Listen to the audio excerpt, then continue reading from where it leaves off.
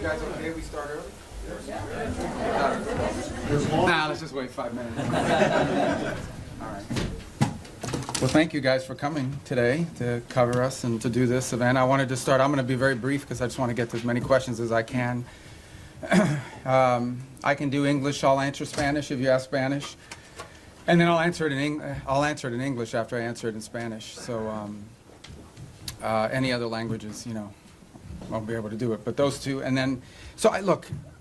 When I took over Secretary of State, I'll refer you back to the hearings we had in the Senate in January about the role I hope to play. And I believe very strongly this president was elected. One of the reasons why he was elected, very specific things, but one of the reasons why President Trump was elected is sort of an understanding among the American people that our foreign policy was in need of a complete recalibration. A recalibration because the world had dramatically changed. Many of the institutions, policies, assumptions that our foreign policy was operating under were built upon a world that no longer existed, and it required us to re-examine that. One of the assumptions that I think we had lost during this period of time, and I don't mean to make this an academic lecture, but I wanted to give you some insight into the broader thinking, as I highlighted at that hearing less than a year, almost a year ago now, is one of the assumptions was the loss of the notion of the national interest in our foreign policy. At the core of foreign policy needs to be the national interest of the United States. Now, that doesn't mean that there aren't issues and things we care about in the world, but at its core, the core principle of the national interest, the core principle behind our foreign policy needs to be our national interests. So you have to, first of all, define what is the national interest, and then you have to apply it. We defined it as we are in favor of foreign policies that make America safer or stronger or more prosperous, hopefully all three, but at least one of those three. And then it requires you to prioritize. Even the richest, most powerful and influential country on earth has limited resources, has limited time. And it has to be able to dedicate those resources and time through a process of prioritization. That includes geographic prioritization. It also includes issue prioritization. And that's what we intend to do here. Then you have to have the mechanisms of foreign policy to deliver on it. In essence, you have to have a Department of State and a National Security Council and all the elements of U.S. foreign policy influence and power to deliver, to identify and then deliver on those priorities. And that's what we've attempted to do here, and I think we're well on our way to doing it. There's more work to be done. There's things we will improve upon. But generally speaking, it was the genesis behind the reorganization of the department, oftentimes applying reforms that secretaries of states of both parties, appointed by presidents of both parties, have long sought to do. And we're very proud of that going into effect and continuing to work forward. I think we generally avoided, massive disruptions to our operation, although any transition involves some disruption. But we're very happy with the way we empowered our regional bureaus, meaning our embassies and the folks at the desks here behind the regions have become more empowered and having influence over every element of our foreign policy, particularly how it's applied tactically. At the same time, one of the things we looked at is foreign aid. Foreign aid is not a separate activity of the United States government. It is an element and a tool of our foreign policy, and it should be used for the purpose of furthering the national interest. That doesn't mean we don't care about human rights. That doesn't mean we don't care about starvation. That doesn't mean we don't care about hunger. That doesn't mean we don't care about humanitarian need. What it does mean, however, is that even foreign aid, which is not charity, it is an act of the U.S. taxpayer. Now, American charities are free to give their money to whoever they want, as long as it's not a sanctioned entity. But the United States and the taxpayer money should be spent in furtherance of our foreign policy, should be spent in places and on things that further our foreign policy. And even that is not unlimited. We have a limited amount of money that we can dedicate to foreign aid and humanitarian assistance, and that has to be applied in a way that furthers our national interests. And that's what we have sought to do as well. And in that endeavor as well, we have empowered the regional bureaus and our embassies to play a dramatic role. In fact, they are not just the implementers of this. They, in many cases, are the ones that are suggesting and are leading the response. And so bringing the tools of foreign aid underneath the umbrella of our broader foreign policy has been an important and dramatic reform. Even in the midst of all that, we remain engaged around the world, including in conflicts that perhaps are not central to everyday life in America, but the president has made it a priority to be a peacemaker. And so you've seen us engaged, whether it's Russia, Ukraine, or India and Pakistan, or Thailand and Cambodia, which is an ongoing challenge, or the tragedy we see now in Sudan, or the potential for further strife in South Sudan and that falling apart. I mean, no matter Armenia and Azerbaijan, we are always looking for opportunities, if possible, to play the role of a mediator that brings about the avoidance of war or the ending of conflicts. And obviously, in many of these cases, you can get people to the table and agree, and then there's the implementation process. And so we've made progress in many of these, particularly in getting them to agree to certain conditions. Obviously, it's ongoing work to make sure that those are implemented and applied. And some of these, conflicts have deep roots that go back many, many years. But we are prepared to be engaged and helpful in ways that perhaps other nations can't. We've been viewed as indispensable in that regard, and it's a role the President takes great pride in the promotion of peace around the world, and something he deserves a lot of credit for. He is personally engaged in all of this. Obviously, the big one was the situation with Gaza, which again is ongoing. There is now a ceasefire. There's that war is no longer going on at the scale and scope and all the other things that were going on before. But obviously there's more work to remain. We are still through the process of trying to implement phase 1 and lead to phase 2 and phase 3. That is a long-term project, some of which will extend beyond the 4 years of this administration, but I thought was a very important achievement as well.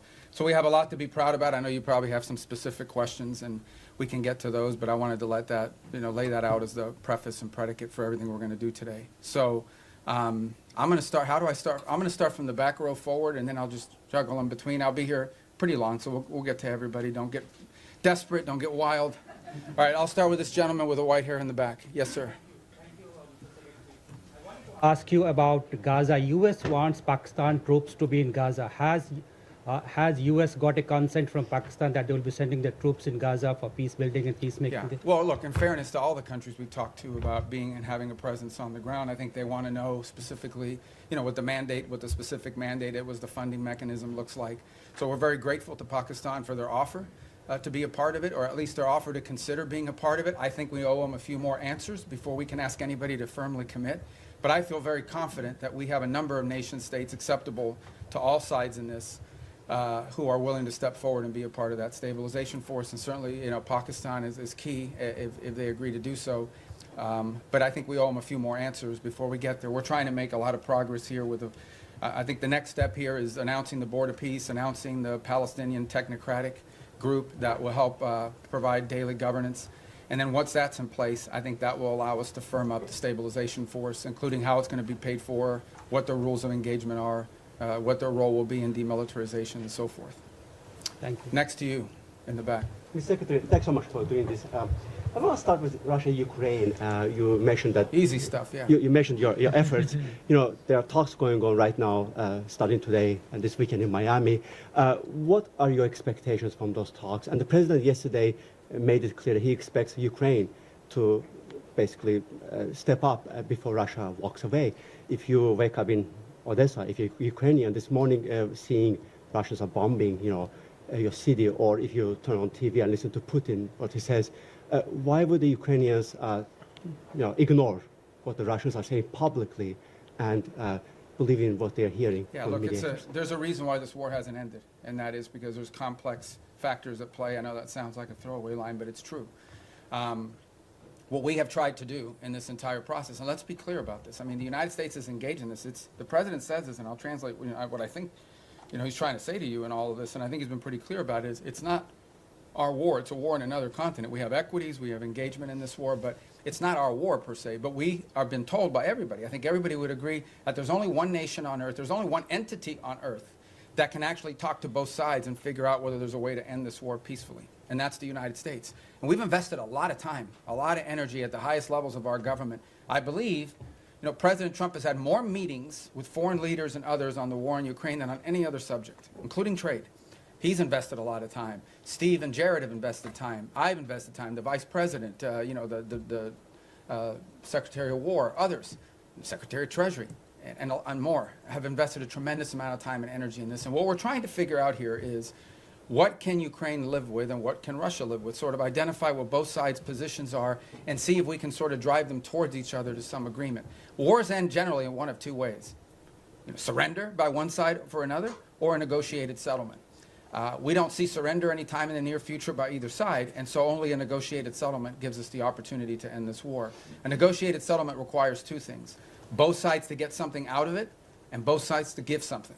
And we're trying to figure out what can Russia give and what do they expect to get, what can Ukraine give and what can Ukraine expect to get. In the end, the decision will be up to Ukraine and up to Russia. It will not be up to the United States. So that's the role we are trying to play in this. And that's why you see so many meetings going on. This is not about imposing a deal on anybody. It is about determining what both sides expect and need to have, and what both sides are prepared to give in return for it, and figuring out whether we can have those two overlap. And of course, that takes a lot of time and a lot of hard work. It can't generally be done in the media or in press conferences. I think we've made progress, but we have ways to go, and obviously the hardest issues are always the last issues. Yes, all right, I'm going to go to the next row, that gentleman right there with the glasses. Well, right behind you, because you're not the next row, that's the next row, right there, yes? Thank you. I'd like to ask how you Oh, I'm view. sorry, I didn't see, okay, Oh. go ahead, you can start. I hadn't seen you, I'd seen him, but you can go, because you're first on that row. So. Okay, great. Thank you so As much. a well-oiled machine, ladies and gentlemen, so go ahead, I'm sorry, man. Thanks. I'd like to ask how you view recent escalation of tensions between Japan and China. You've been known for your tough rhetoric towards China over the years. Do you condemn China's recent provocative actions against Japan?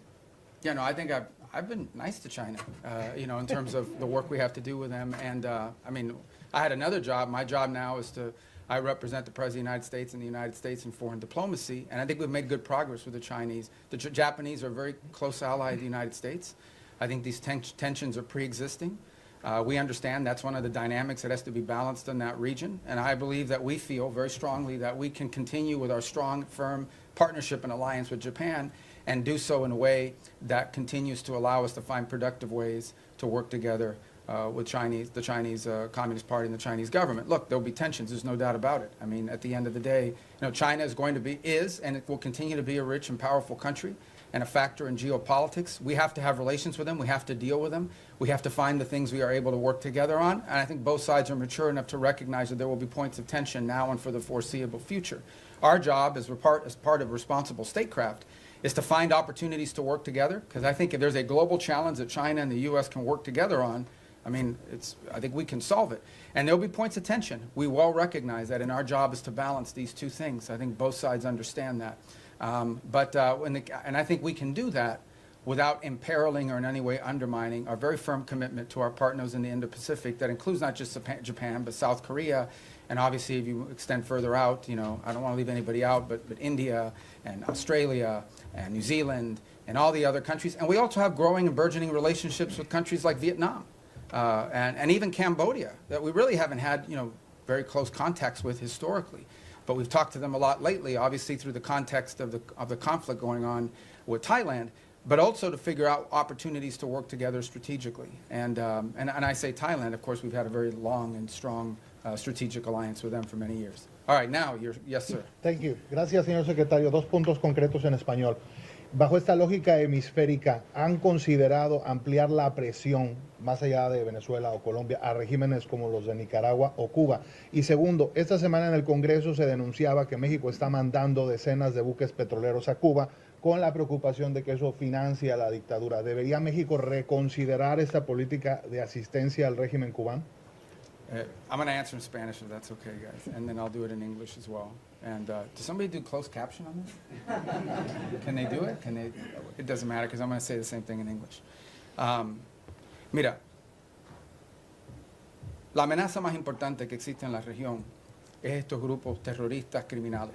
Es la amenaza que enfrenta Colombia, la amenaza que enfrenta el hemisferio entero, pero es la raíz de la violencia en Ecuador, en México, en todo Centroamérica, en todos estos países. Es la amenaza más primordial de la región. Entonces tenemos gobiernos que cooperan en nuestros esfuerzos en contra de eso. Panamá, Costa Rica, Ecuador, El Salvador, la República Dominicana. No dejo a nadie fuera, pero son muchos que cooperan. Tenemos y seguimos teniendo muy buenas relaciones con los equipos de seguridad de Colombia. Entiendo que el presidente de Colombia es una persona inusual, pero encima de eso tenemos, al nivel institucional, tenemos muy buenas relaciones y con México. El gobierno de México está haciendo más en este momento en el tema de seguridad que jamás en su historia. Queda mucho por hacer, pero tenemos cooperación. En el tema de Venezuela no tenemos eso, tenemos un régimen ilegítimo que no simplemente no coopera con Estados Unidos, sino coopera abiertamente con elementos criminales. Por ejemplo, el ELN y la FARC operan abiertamente desde territorio venezolano. Entidades de narcotráfico operan abiertamente y con la cooperación del régimen de Maduro para mandar drogas como cocaína a Estados Unidos a través del Caribe, creando una situación muy grave de seguridad en muchísimos países, inclusive Trinidad, República Dominicana, etc. Así que Estados Unidos lo que simplemente está buscando es la seguridad del hemisferio, que incluye, por ejemplo, Haití también. y no hemos visto enfocado en eso. Obviamente los esfuerzos en contra de los barcos narcotraficantes saliendo de Venezuela han recibido mucha atención. Lo que no se habla lo suficiente, lo que estamos haciendo también en el mar Pacífico, donde hay esfuerzos andando también. La diferencia es que ahí tenemos la cooperación de gobiernos amigos. Lo que no se está hablando es lo que estamos haciendo junto con los mexicanos. Lo que no se está hablando es lo que estamos haciendo para crear una fuerza de estabilidad antipandilla dentro de Haití. Lo que no se está hablando es toda la cooperación que existen con todos estos gobiernos para llevar a cabo esta guerra en contra de estos elementos terroristas, criminales, que operan abiertamente dentro de nuestra región y que amenazan los estados de esta región. La buena noticia es que este nuevo año nos va a traer más gobiernos en el hemisferio que están dispuestos a cooperar en países como Bolivia, en Chile. Obviamente ya tenemos grandes amistades en lugares como Paraguay y Argentina. Y en fin, la reelección del presidente en Ecuador, la cooperación que existe en muchos países y esperemos poder ampliar esas relaciones con otros países también. Así que el esfuerzo se trata de eso y en eso estamos enfocados. Y obviamente tenemos que determinar cuáles son las fuentes de inseguridad en la región.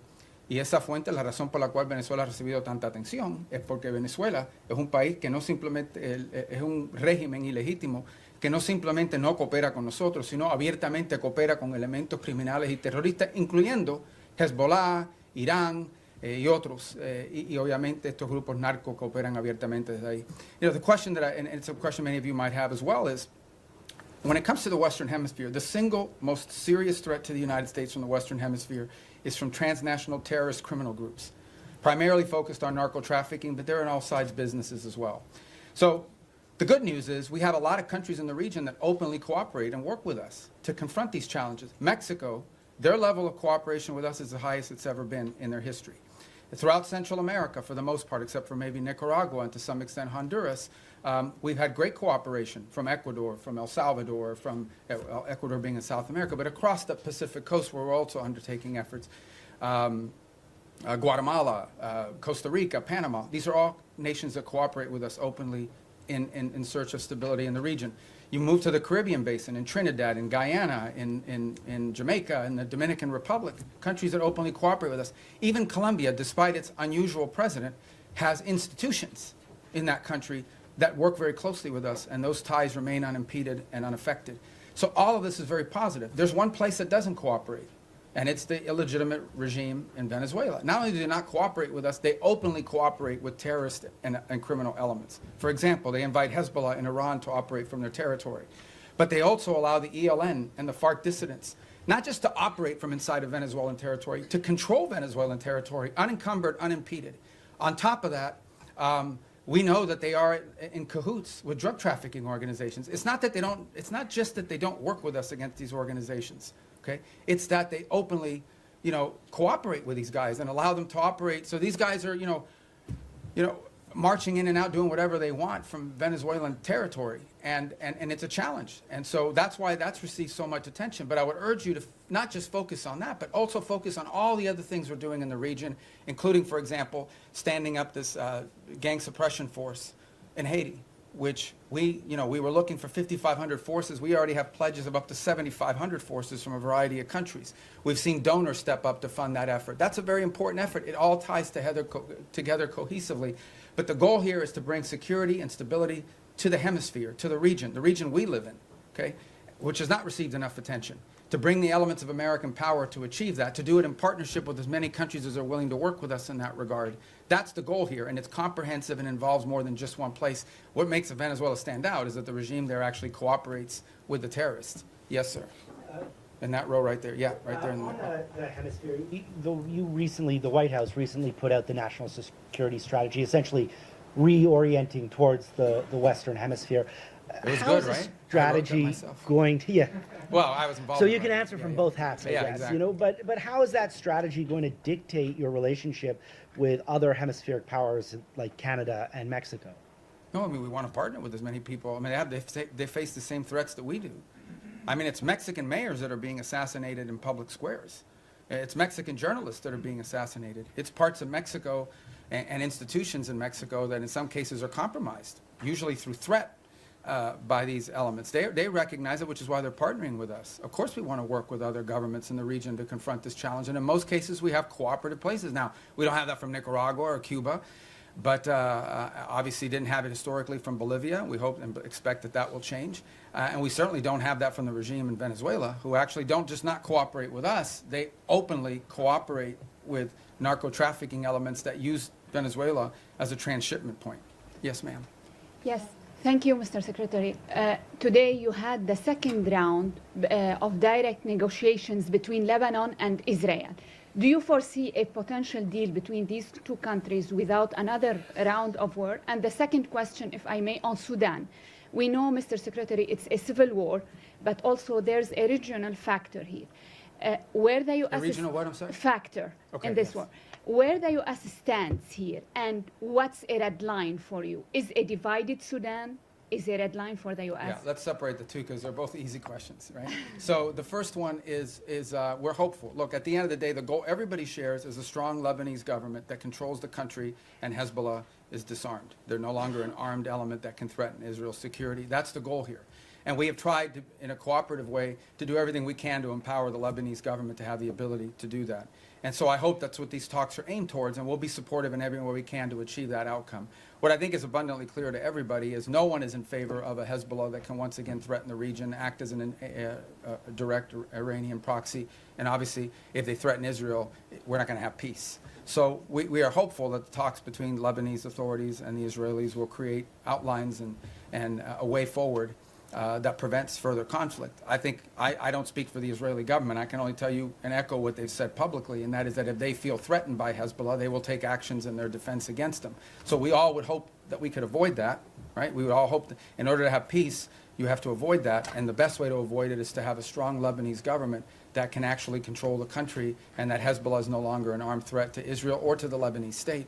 And that's what we're committed to hoping to achieve. And we hope that, I can't speculate on what the talks will lead to, but we'll do everything we can to make them productive. On Sudan, you've rightfully outlined, I mean, there are regional elements to this. I mean, there are clearly both sides, you know, the SAF and the RSF have supporters from outside of Sudan's borders that are involved, and we've been engaging with those countries. It's not just countries that are providing them weaponry and equipment, it's also countries that are providing transshipment, particularly to the RSF to receive weapons, in some cases advanced weaponry. Our goal right now in the short term, and what we've emphasized to everybody, including in my calls with leaders in the UAE, leaders in Saudi Arabia, we're very engaged in that. Our special envoy, Massad Boulos, just returned from the region, meeting with the Egyptians, with the Saudis, with the UAE, and others. We've also been in collaboration with the UK on some of this.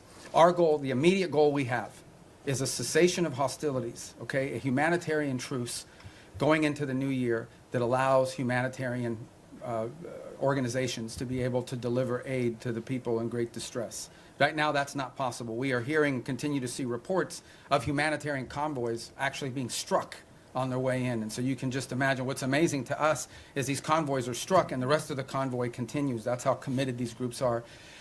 But what we said to everybody on it is that what's happening there is horrifying. It's atrocious. That one day the story of what's actually happened there is going to be known and everyone involved is going to look bad. And we have played the role we have played is a convening role in bringing the parties to the table. So I think we will know more very soon about whether this is possible. One of the challenges and frustrations in Sudan has been that one side or the other will commit to certain things and then they won't live up to those commitments. They'll agree to anything and implement nothing. And oftentimes what happens is when one side feels like they're making advances in the battlefield, they don't necessarily see the need to concede at that point because they believe they're on the verge of achieving some success on the ground and a truce would set them back. But what we've emphasized is none of these groups can operate without the support they're receiving externally. So we have been engaging with the countries involved from the outside to ensure that they are at the table and that they are pushing for the same outcome that we want, which is phase one, a humanitarian truce that at a minimum allows us to deal with the humanitarian calamity that occurs there. And obviously we hope that while that truce is ongoing, we can focus on the other elements that led to this conflict and help to resolve some of those. But our number one priority we're focused on, 99% of our focus is this humanitarian truce and achieving that as soon as possible. And we think that the new year and the upcoming holidays are a great opportunity for both sides to agree to that. And we're really pushing very hard on that regard. Yes, sir. Right there, because I missed Secretario you. Rubio, en español, Sí. si me permite. El presidente Trump ha llamado al presidente Gustavo Petro drug leader y ha usado, digamos, términos Bueno, él fuertes también y- ha dicho cosas a nosotros. Totalmente, Ok, pero totalmente. está claro, ok. Secretario Rubio, ¿hay alguna prueba o por qué esta administración llama a Gustavo Petro? Quisiera saber el por qué esta administración llama a Gustavo Petro un líder del narcotráfico. Y por último, secretario, si usted considera eventualmente ante la invitación que hace Gustavo Petro ahora al presidente Trump o a usted ir a Colombia y conversar con Gustavo Petro. No, nosotros Gracias. conversamos con cualquiera. Desafortunadamente es una persona que no es muy estable en su pronunciamiento, pero no vamos a permitir que la actuación de un presidente, que al fin su término termina pronto, vaya a dañar la relación que existe entre Estados Unidos y Colombia, una relación muy cerca, una relación que se ha establecido a través de los últimos 50 años, una relación importante comercial, diplomática, militar, de seguridad, uno de los grandes socios y aliados que tenemos en la región. Y lo que queremos, no vamos a permitir que cualquier tipo de problema que existan con un individuo vaya a hacerle daño a esta relación tan importante. Esperemos que en el futuro exista la oportunidad de tener más cooperación a los niveles más altos del gobierno colombiano, pero no vamos tampoco a dañar, o no queremos dañar, a todas las relaciones que tenemos y los enlaces que tenemos, incluso con individuos en el cuerpo legislativo y también con oficiales electos al nivel local, muchísimos alcaldes y de diferentes lugares dentro de Colombia que también tienen muy buena relación con Estados Unidos y la amplia y estrecha relación que existe entre nuestros pueblos también. The question is again by Colombia. I said, look, we're not going to let sort of the pronouncements of an unstable individual over there to impact. We don't want to let it impact our broader relationship with Colombia. It's an important relationship, an important alliance. It extends through commercial, people to people, cultural, obviously security and stability, all of these things. And our job is to try to the extent possible, maintain those strong ties between Colombia and the United States and not allow them to be imperiled by the pronouncements of one person. We would hope to see a day soon in which we have better relations with the leader of that country, but we're not going to let the fact that doesn't exist now, we're going to do everything possible to not let that impact the relationships we have with the people of Colombia, with the nation, with their economy, with their security forces, which are very important. This is a very important alliance, a very important strategic partnership, which we've built up through a lot of hard work over decades, and we're not going to let that fall apart because of one person. If that changes and he changes, that would be great. And obviously, in May, there'll be a new president there, and there'll be elections, and we'll work hopefully more cooperatively with whoever replaces the current president, but that's up to the people of Colombia. Did I not get your question? Go ahead. Thank you. Returning to Gaza, what is the U.S. understanding of what Hamas is willing to concede on disarmament? Reports suggest that Hamas might hand over its heavy weapons but retain its smaller arms. Is the U.S. prepared to accept partial disarmament as sufficient? Yeah, I'm not going to in get phase into two? the details of those types of negotiations. Let me just couch it to you this way. Everyone wants peace. No one wants a return to a war. If Hamas is ever in a position in the future that they can threaten or attack Israel, you're not going to have peace. Okay? You're not going to convince anyone to invest money in Gaza if they believe another war is going to happen in 2 to 3 years. So I would just ask everyone to focus on what are the kind of weaponries and capabilities that Hamas would need in order to threaten or attack Israel as a baseline for what disarmament needs to look like. Because you're not going to have peace. If 2 years from now Hamas is launching rockets or killing Israelis or carrying out, God forbid, another 7th of October type terrorist attack and so forth, you're not going to have peace. So who's going to invest in a peace? Who's going to invest in rebuilding a place that's going to get destroyed again in a future war? So that's why disarmament is so critical. Now, what that entails, we're going to leave that to the technical teams to work on. It would have to be something, obviously, that they're willing to agree to, that our partners can push them and pressure them to agree to. It also has to be something that Israel agrees to. In order for that to work, both sides have to agree on it, and we need the space to do it. But that's the way to think about it, okay? You cannot have a Hamas that can threaten Israel in the future. If they can, you won't have peace. So that's the goal. All right. Who's left in that row? Right there with the mustache. Or the... Does the U.S. have the goal of removing Maduro from power? Do you expect any regime change this 2026? I would appreciate if you could answer both in English and in Spanish. In Spanish. Yeah. It sounds so much better in Spanish when I Yeah. answer that question. No, Okay. but for my So colleagues, I'll yeah. start in English. Look, our goal is regional stability and security in the national interest of the United States. The national interest of the United States, specifically when it comes to Venezuela, is as follows. We have a regime that's illegitimate, that cooperates with Iran, that cooperates with Hezbollah, that cooperates with narco-trafficking and narco-terrorist organizations, inclusive not just protecting their shipments and allowing them to operate with impunity, but also allows some of them to control territory, the ELN and the FARC-D. Okay? The ELN and the FARC dissidents operate openly. They have like open camps that they control territory inside of Venezuela. That is our national interest, and that is what this is focused on. And that's what the president's been focused on. And that's what we're conducting. And that's what we have been focused on the entire time. Because that is the threat to the national interest of the United States. Now, do we consider Maduro legitimate? No. And by the way, guys, when I say these things about Maduro and his role in narco-trafficking, it's not, I hear his reports, Marco Rubio says it, it's not me. A grand jury in New York, in the Southern District of New York, okay, a grand jury in the Southern District of New York was presented evidence and came back with an indictment, not just against Maduro, by the way, but against a bunch of people in his government for narco-trafficking. A bunch. He had, his nephews or the nephews of his wife indicted, convicted in the United States for narco-trafficking. Like this was, until President Trump started doing something about these narco-trafficking links, nobody disputed that Maduro and his regime was in cahoots with narco-traffickers. Not to mention the fact that they unleashed Trinidad gangs on the United States. They've unleashed, a mass migration event, perhaps the largest in history. 8 million people have left Venezuela since 2014. So also destabilizing all the countries in the region who have had to assume people that are fleeing this illegitimate regime. So, but nobody disputed the drug links. So that's what the president's been focused on, and that's the problem. And that's the problem in Venezuela. En el caso de Venezuela es muy simple. Es un régimen ilegítimo que coopera abiertamente con Irán, con Hezbollah y con grupos narcotraficantes. Incluso la ELN y la FARC que operan abiertamente dentro del territorio venezolano encima de los demás. Entonces, la amenaza que enfrenta los Estados Unidos es eso, que tenemos un régimen ilegítimo que coopera abiertamente con elementos terroristas, y por eso consideramos el régimen de Maduro un régimen terrorista, cooperan abiertamente con elementos terroristas que amenazan la seguridad de Estados Unidos. Punto. Ese es nuestro interés y en eso estamos enfocados. Okay, next row right there. You. Yeah. With all due respect for my colleagues, I'm going to ask this one in Spanish. Okay. Señor secretario, usted acaba de decir que no espera o que no es la intención de Estados Unidos que las diferencias con el presidente Gustavo Petro generen afectaciones para la relación con Colombia. Pero la verdad es que sí las han generado. Colombia fue desertificada, el presidente Donald Trump ordenó suspensión de recursos de cooperación para nuestro país y ya se están viendo consecuencias en materia de seguridad en Colombia. Nada más anoche asesinaron a 6 soldados colombianos, el ELN, con un atentado terrorista. Y la gran pregunta en Colombia hoy es ¿qué va a pasar el próximo año si Colombia elige un presidente de izquierda? Si las relaciones de Estados Unidos, las buenas relaciones con Colombia y el respaldo de Estados Unidos va a depender de que el pueblo colombiano elija un presidente que sea visto con buenos ojos por parte de esta administración. No, pero que esto no se trata de izquierda ni derecha. Esto se trata de una persona que simplemente no coopera con nosotros en estos esfuerzos. De eso se trata.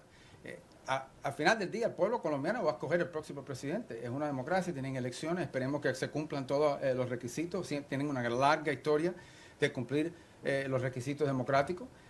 Aquí no estamos diciendo que Petro no fue electo democráticamente, aquí nadie dice que no fue así. Pero en fin, esto no se trata de izquierda ni derecha, se trata de tener en poder un presidente que coopera con nosotros. Obviamente, sin duda, la postura que era tomada en contra de Estados Unidos ha afectado a nuestra relación, no hay duda de eso ninguna. Estamos tratando de limitar eso lo más posible, pero también tenemos intereses que tenemos que proteger. Y tampoco podemos pretender, cuando tienes un presidente diciéndole a los elementos de seguridad que no cooperen con Estados Unidos, eso no lo podemos ignorar. Pero por otra parte, entendemos que tenemos dentro del sistema colombiano, incluso al nivel legislativo, en el Congreso, en el Senado, también alcaldes y otros líderes políticos de ese país que sí quieren buenas relaciones con Estados Unidos, y incluso líderes que no son de derecha, que son de izquierda, pero que entienden la importancia de esa relación. Pero esto no se trata de ni izquierda ni derecha, se trata que si va a cooperar con Estados Unidos o no. Tenemos una larga historial de cooperar con Colombia, que fue un ejemplo y un modelo para la región, y ahora tenemos algo un poco menos, que es lamentable. Ojalá que eso cambie. The question was about whether the U.S. relations to Colombia is dependent on whether they elect a leader that's center-right or center-left. It has nothing to do with left or right. It has to do very simply with whether or not we have a leader there that we can work with. The U.S. Colombian relationship, especially our security relationship, but also our economic one with a free trade agreement, is a model. It was a model for the region. We tried to replicate that Everybody would use Plan Colombia as an example of what you need to do in these other places. And we want to continue that. Now, no doubt, when you have the president of a country saying some of the things and ordering some of the things that he's ordered, it's going to have an impact on some of that relationship.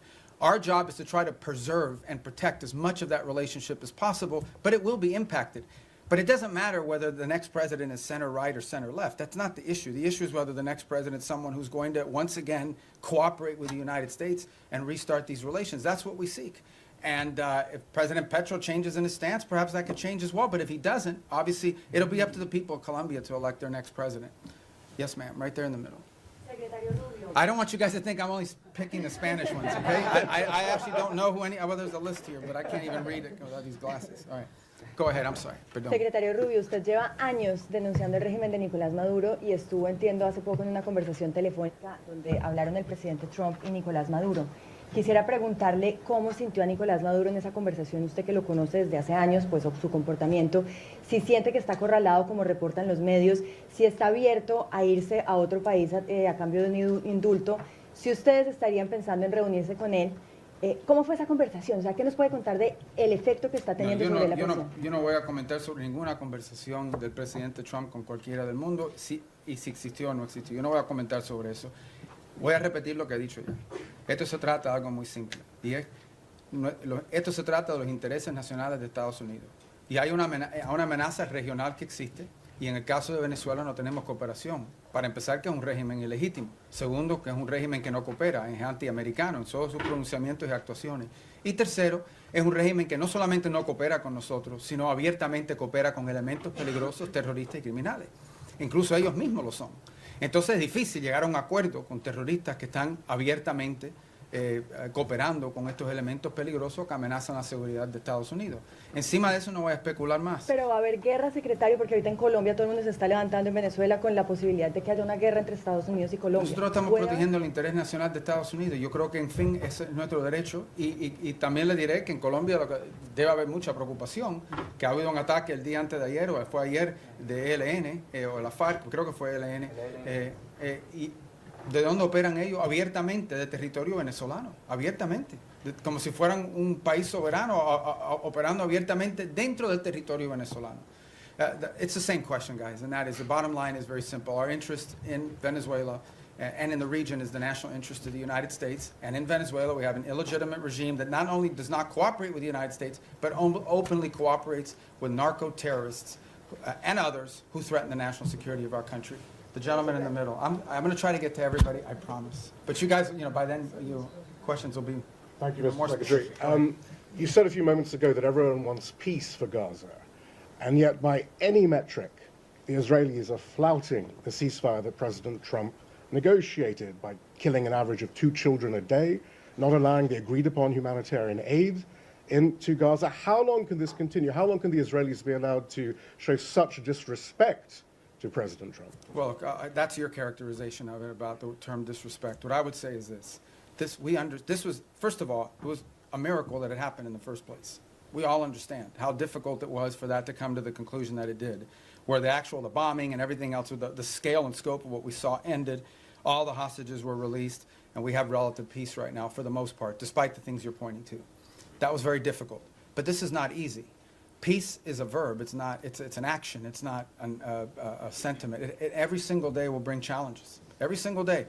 We also have had instances, for example, over the last couple of weeks, where Hamas elements emerged from a tunnel, attached an explosive device to the side of a vehicle, and injured and almost killed Israeli soldiers. We still have this threat. We still have and see every single day Hamas openly taking steps to strengthen themselves within inside of those places in Gaza that they still control. We saw early on the atrocities they were committing in the streets against people as they were trying to show people how strong they were. So I don't think I'm standing here to tell you this is going to be easy. This is an hour-by-hour, day-by-day challenge. It's one of the reasons why we have stood up this center there in operating in Israel, in partnership as well with another cell that exists in a regional country. It's why every single day there are meetings among both intelligence, diplomatic, and military officials of multiple countries that help bring about this deal to manage this. And that's why it is so critical. It is so critical and so key that we move to complete this first phase, that we move to put in place the board of peace, get everybody agree to be a part of it, move to put in place this Palestinian technocratic organization so that they can begin to provide some governance structure and move to put in place the stabilization force. That's the goal here, but it's not going to be easy. Every day will bring new challenges to that, and we recognize those challenges are coming from all sides. Very quick follow-up there, but who's going to want to be a part of a stabilization force if Israel is effectively using Gaza as a free fire zone? Well, these are the things these are the things that we're working through right now. That's why it didn't happen yesterday. That's why we didn't, I don't mean yesterday literally, that means why we're not there yet. This is the hard work of diplomacy and peacemaking. Peacemaking isn't just signing a piece of paper, it's actually complying with it. And compliance oftentimes requires, in many cases, in most cases, requires daily, constant follow-up and nurturing. So that is why we are in such a hurry, and I say as a priority, to get to this point where we have the stabilization force in place, overseen by the Board of Peace, and ultimately a Palestinian technocratic entity that can increase in its capability to provide governance. The stronger they are, the weaker Hamas will be in terms of threatening Israel, and I think the more security Israel should feel and the less need for some of these things to happen. But no one's claiming this is going to be easy. We have to work on this every single day. We have people in this building and deployed abroad. This is all they do. 24 hours a day, day after day, elements of the State Department, the Department of War, and all other agencies, including Jared and Steve and even myself, who talk or do something about. There isn't a day in the last, this was signed 2 months ago, that I haven't had to do something with regards to making progress on the phases of the ceasefire. Yes, ma'am. Right next. Thank you, Mr. I'm sorry. I'm going to get to you guys. I'm coming. See, I'm going down the rows like this. Thank you. So right behind you, I'm still in that row. Thank you, Mr. Secretary, and thank you for having the Has briefing. anyone ever done this where they go like all the rows? No. You're going to look so good to your editors. You know? All right, go ahead. Caroline Lumetta with World News Group. Several faith-based organizations have been calling on the administration to reopen the U.S. Refugee Admissions Program, particularly for religious minorities facing persecution. That includes Afghanistan, Syria, Iran. Is it going to be a goal in 2026 to expand that program again beyond South Afrikaners? Yeah, so here's the problem, okay? In the last 4 years, we had a flood of people enter this country through a variety of means. So that's what we confronted. We have to stop that, and we did. We've been successful. You see the border secured, the number of illegal entries has completely collapsed.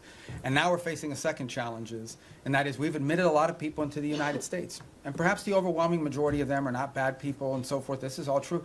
But there are people, we know, okay, for a fact, that there are people in this country who got in through some form of vetting that was wholly insufficient. And we've seen tragic evidence of that very recently, including people that we claim to have vetted. So, why does that happen? Because there are some places where you can't vet people. You can only vet people on the basis of information you have about them.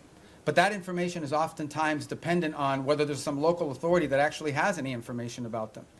Okay, so that is the challenge we're facing, which is why the president has sort of put a stop to all of these things until these systems for admitting people into our country can be improved. But I think everyone would understand that after a flood of 15 to 20 million people into our country, almost unrestrained in some extent, over the last 4 years before taking over in January of this year, there's a desire in our country to put a stop to that until we can fix these processes to ensure that not only do we know who's in the country now, but in the future, we're not going to face some of these challenges that we faced in the past. So, look, the United States remains the most generous country in the world when it comes to legal immigration. This year alone, close to 1 million people will enter this country legally and have their green card and go to war. But we do have a right, like every sovereign country does, to know who you are, why you're coming, what you've done in the past, and what we think you might or might not do in the future. We have a right. We have a right to make sure that you're not going to come to this country and pose a burden on our social safety network. All of these things are rights of sovereign countries. A bunch of sovereign countries in the world do it. Most of the countries in the world have far more restrictive immigration policies than the United States has ever had. But we are in a special period right now. This is not like business as usual. This is, right now, we are less than a year removed from the most reckless migratory incompetence in American history, where a flood of people and mass migration events entered the United States. And they can claim all they want that they vetted people. This is just not true. Some of them were cursory vetting, and in some cases you couldn't vet them because the countries or places they came from had no documents upon which they could be vetted on. So that program will be studied, and it will not be restarted at the scale and scope it was until we are comfortable that it is one that we know everyone who's coming in and who they are and whether they meet the criteria for admission to the United States. Do you have any sort of timeline for that? Thank you so much, Mr. Secretary. A follow-up on the conversation between President Trump and Maduro, because the day after the conversation, the president said he was going to be meeting that gentleman very soon. Is this still being considered? Is the president still considering that? Is still a chance for diplomacy on Venezuela? And also, any role that you see Brazil could play? Because just a few weeks ago, President Lula spoke with President Trump and Nicolás Maduro, and he offered to help to mediate the conversation. Yeah, I'm not going to And, comment on any, as I said, I'm not going to comment on the president's talks. I will just point you to the fact that the thing about this president that I think you've seen is he's willing to talk to anybody. He's willing, he doesn't view talks as a concession. But I don't have any update to you on what comes next in that regard. I have no reason to express skepticism or optimism about it. I'm just not going to comment on what the president has available to him as options across the range of options that include diplomatic options. And how about the conversation with Lula? I mean, I think he said to us what he has said publicly, and that he has a willing to play a positive role in that regard. You know, the president's had 2 phone conversations and 1 meeting with President Lula. I think we've made progress on some things, including on trade. We have more work to be done. The 2 presidents got along. We felt that was important in terms of those conversations. I've talked to Mauro, their foreign minister, on it, including this earlier this week. And we have a lot of issues in common with Brazil that we'd like to work together on, and strong links. Being from Florida, as an example, I know how important Brazil has been to us as a partner.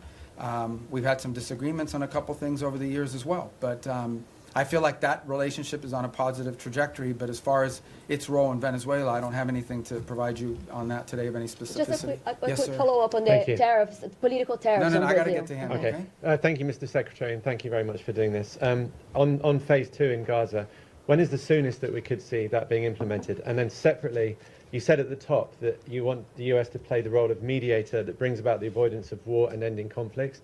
How do you square that position with a possible military intervention in Venezuela? Thank you. Well, first of all, a couple things. Wanting to pursue peace and secure peace does not necessarily come at the expense of your national interest. We reserve the right and retain the option of defending our national interest. Now, in the case, again, we're going to talk about Venezuela. Let's be clear. Maduro has made multiple deals with elements around the world, including with the Biden administration. Okay, Maduro made a deal with the Biden administration, and here's the deal he made. And I only say this to you not because we want to get back to that deal, but just as an example of why the guy cannot be trusted to keep deals. It's a problem. Okay, somebody, breaks deals multiple times. You have a right to be skeptical they're ever going to keep the deal. He made a deal, and as part of that deal, they lifted sanctions. They released his 2 nephews from federal custody after their conviction. They sent back his bagman, Alex Saab, and all these sorts of things. He released political prisoners, and he promised to have free and fair elections. He didn't have free and fair elections. He rearrested or exiled most of those political prisoners, so he pocketed all the benefits and lived to none of those commitments. So, look, it's hard to have and do a deal with someone who never keeps a deal. Now, on the broader perspective of what you're asking about, let's be mature here. Yes, there are issues where we want to pursue peace if that is possible. But we also have our national interest. If our we're not going to reach a peace deal with narco-trafficking bans. We're not. We can't reach a peace deal with MS-13. We can't reach a peace deal with Tren de Aragua. We can't reach a peace deal with the ELN or the FARC that are still pumping drugs into the United States or any of their cartels in Mexico. You can't do a peace deal with these people any more than you could do a peace deal with a mafia. So I think it's important to understand that's different between warring factions and nation states around the world where we feel like maybe we could act as a bridge to bringing about the differences. But when you're talking about things that directly implicate the national interest of the United States, and no one can argue that transnational criminality and terrorism in our hemisphere is not a threat to the national interest of the United States, we reserve the right and have the right to utilize every element of national power to defend the national interest of the United States. And no one can dispute that. And every country in the world reserves the same option. We just simply have more power than some of them do. And phase 2 Gaza? Oh, phase 2 Gaza, yeah. I mean, we got to complete phase 1 to get to phase 2. That's why we're working every day to get there. Look, guys, if this stuff was easy, it would have been done already a long time ago. This is a complex situation. No one would dispute it, but it's important. What we achieved already, what the president achieved ending that war already was something no one thought was possible. Everyone thought that the last episode was going to be an Israeli incursion into Gaza City that would lead to massive loss of life and the hostages would never be reunited with their families. And today, as we speak, all the hostages that were living are back, all but I believe one of the bodies has been returned. No one would have believed that 6 months ago. So that in and of itself, but that is not the end of the story. We want to continue on this. But what we're talking about is dealing with something that no one has been able to solve in 30 or 40 years. No one. And it's going to take some time. But I feel generally optimistic that we have the right people at the table with the right motivations to make it happen. But no one is claiming to you that this is going to be just a straight up trajectory. It's going to have its ups and downs. It's going to have its, good days and bad days. The important point is that the momentum and the trajectory on it is a positive trajectory. And we're investing, high levels of our government every day in trying to make that happen. But we can't do it alone. We have all these other partners that we have to include. So I would focus you on, let's get the board of peace in place and announced. Let's get the technocratic Palestinian group in place. And then let's get the stabilization force in place. And then we can move on to the other elements, the phase 2 and phase 3 of the plan, that hopefully will be what will be enduring. And the work of putting phase 2 and phase 3 in place is going to extend far beyond the next 3 years. I mean, this is a generational commitment. But we want to leave those pieces in place for the next administration to continue to build upon, even as we achieve phase 1 and parts of phase 2 during this administration. Yes, ma'am. Yeah, Mr. Secretary, some of your former Democratic former Senate colleagues who considered you one of their most trusted bipartisan partners have, since you joined the Trump administration, accused you of abandoning some of your former principles and positions. And 3 or 4 have said they regret voting for you. I had 99 votes. I could have spared 4. What's your response to that? And more importantly, how do you think about building and maintaining bipartisan consensus and cooperation on foreign policy at this moment, especially because that will be necessary to sustain President Trump's legacy after he leaves office? I mean, we live in a very different time, unfortunately. I engage with senators, for example, from both parties. We saw a bunch of them the other day all the time. And obviously, but politics today is very different than it was 10 or 20 years ago. It just is. I'm not in that anymore. I'm no longer in a political office, but I know political offices. I served 14 years in the Senate, and politics is real, right? I mean, there's also not a lot of benefit to a Democratic senator saying what a great guy Marco Rubio is in this current political environment, or anyone in the Trump administration for that matter. So all I will tell you is I get up every day, we go to work, we get work done, we do cooperate and work with. They don't always agree with everything we're doing, but I have a lot of people in the Senate, particularly chairmen of key committees that we interact with. There's things people can say and do in the public that because of politics and private that they can't say or do in public. But I don't know what else to comment on that other than one more point, and that is, and I think this is important. I think people have lost sort of their mindset here a little bit, okay? The foreign policy, the State Department is not its own government, okay? The Secretary of State is not its own government. I'm appointed by the President, confirmed by the Senate, and then, or nominated by the President, confirmed by the Senate, and then appointed by the President. But at the end of the day, the person the people of the United States elected to be the President of the United States and the Commander-in-Chief is Donald J. Trump. That's who they elected. And my job, and the job of the people in our administration, is to implement the President's foreign policy. We provide advice, we provide counsel, but ultimately our job is to take what the President wants to do, take his vision, and implement it. Come up with options for implementing the President's vision. That's my job today. When I was a senator, I represented the state of Florida. Today, I am the Secretary of State for Donald J. Trump, the President of the United States, and my job is to implement the President's foreign policy, provide advice, provide counsel, provide ideas, provide for opportunities and ways in which his foreign policy can be implemented. But in the end, our job is to implement that. And why people think that somehow foreign policy can be divorced from our republic, that's not the way our Constitution works. The Constitution does not say you elect the President of the United States and then you put in place a State Department to undermine the President if the person who's the Secretary of State doesn't agree with him. That's ridiculous. That's stupid, really.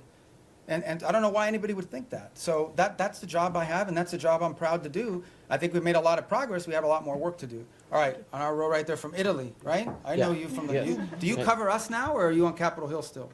No, everything. Both. So you're like a one-man bureau for the whole well thing. as All right. here. You're like me. You have 2 jobs. Good. Yeah. All right. Thank you, Mr. Secretary. So the United States, on one hand, are mediating with Russia to end the war in Ukraine. But on the other hand, the Russian foreign minister yesterday or the day before said it would be a fatal mistake from the U.S. To block the oil tanks from Venezuela and trying to overthrow the Maduro regime. So what kind of what's the assess that you're doing, and are there any safeguards in place to avoid escalation with Russia? And then I have another question about the Hezbollah, sir. Yeah, we're not concerned about an escalation with Russia with regards to Venezuela. I mean, we've always expected them to provide rhetorical support for the Maduro regime. I think they have their hands full in Ukraine.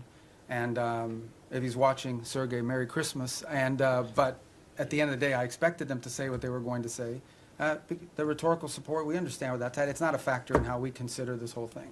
And then, if I may, about the Hezbollah, I know you already answered, but I wanted to ask you if the U.S. administration is considering a broader military support involving also potential Arab partners, not only in providing weapons, but also going into the field to disarm the Hezbollah if the diplomatic talks will fail. Well, I've not heard anyone sort of suggest that at the level of detail that you've talked about. I think regionally, for example, if you talk to the Syrian authorities, they're very concerned about Hezbollah. I think most of the countries in the Gulf region view Hezbollah as an agent of Iranian influence and Iranian action. But as far as what you're discussing, which is sort of a coalition of armed units going into Lebanon to disarm Hezbollah, I've not heard that proposed by anybody. Perhaps you have, but I haven't, and that's not certainly something we've been... Senator Graham okay. was talking about this at the my former Congress. colleagues, yeah.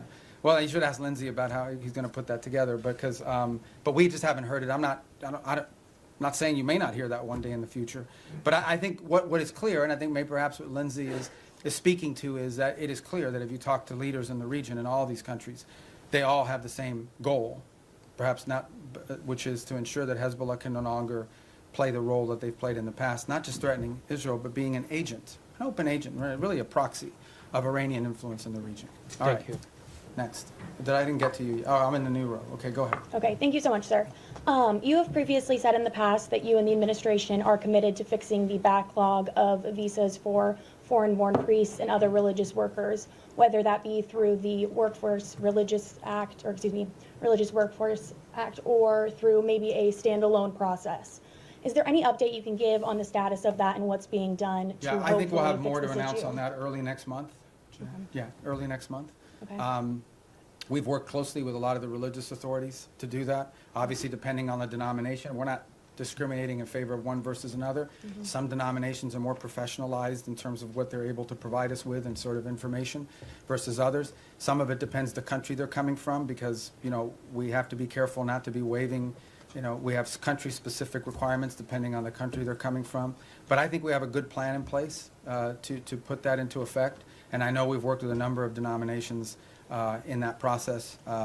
Obviously, one of the big users of that system is the Catholic Church in the U.S., and so we've worked with the Conference of Bishops. And I think we're going to get to a good place. We don't have it ready yet. All this takes time to put together, but we're moving quickly, and I think we'll have something positive about that at some point next month, hopefully in the early part of next month. Thank you yes, so sir. much. Thanks, Mr. Secretary. White House Chief of Staff Susie Wiles said that the U.S. would need congressional approval to conduct ground strikes in Venezuela. Do you share that view? And in your response today on regime change, Wiles already acknowledged that the point of the both strikes was to pressure Maduro, i.e. have him leave. Why not just acknowledge that this is a regime change? Do you have the quote she said? That this is but do you have the quote? To cry uncle. Yeah, was so, the okay, quote, yeah. so cry uncle, all right? I guess in Spanish you would have to say tío. But I think, I don't know how that, you can interpret any way you want. But at the end of the day, it is clear that the current status quo with the Venezuelan regime is intolerable for the United States. The status quo, that they operate and cooperate with terrorist organizations against the national interests of the United States. Not just cooperate, but partner with and participate in activities that threaten the national interests of the United States. So yes, our goal is to change that dynamic. And that's why the president's doing what he's doing. Change that dynamic by ensuring that no one wants to get on drug boats anymore. People were just going out there, openly without any fear of the reaper. And now I think people understand, like, it's not a good idea. By the way, we haven't had a strike in the Caribbean basin in almost 5 weeks. Do you know why? It's not because we stopped looking. It's because no one wants to get on a boat anymore and do that. So it's been effective at cutting that down. Now, there's been strikes in the Pacific. So the bottom line is that, sure, our goal is to, what's the point of doing something? But the change, people want to focus on regime this and this and that. The goal here is very simple. The national interest of the United States. The President of the United States was elected to protect the American people, to protect America. That's what he was elected to do. It's one of his fundamental promises that Donald J. Trump made when he was elected President of the United States, is I am going to protect this country. Protect us from what? From the threat of terrorism, from threats to our economy, and from threats these drug organizations and these terrorist organizations pose against the United States. And if you are an ally, a friend, a partner, or cooperate or participate in activities that threaten the United States, you're going to have a problem with President Trump. I think the only shocking thing here is that a lot of people say that. People run all the time for office. I'm going to take on the cartels. I'm going to do this. He's actually doing it. He's not doing anything he didn't say he was not going to do during this campaign. He said he was going to go after the cartels. And now he's going after the cartels, and everybody's shocked. Don't be shocked. This is a man who was elected president because he says and then he does. He doesn't just say and then forget about it. In congressional approval on land strikes, do you think that the United States does need to go to Congress in order to conduct land strikes in Venezuela? Well, look, I'm not going to speculate about things that haven't happened and may never happen. I'm not going to speculate on that. All I'm going to tell you is that two things. And I remind Congress all the time. By the way, I was very consistent on this position because it was my position when I was in the Senate. Number one, no administration, Republican or Democrat, has ever accepted the War Powers Act as being constitutional. That said, multiple administrations, including this one, have sought congressional approval and or certainly congressional notification of actions taken. Why? Because American action is always strongest when it has the buy-in and the participation of a broad set of actors. Now, given our current political climate, that's not always easy because we do have people today in politics that are against everything that President Trump is for. It doesn't matter what it is. It doesn't matter if they themselves had the same position. If it's President Trump's idea, they're against it reflexively. Okay? That's the nature of the current climate in our politics.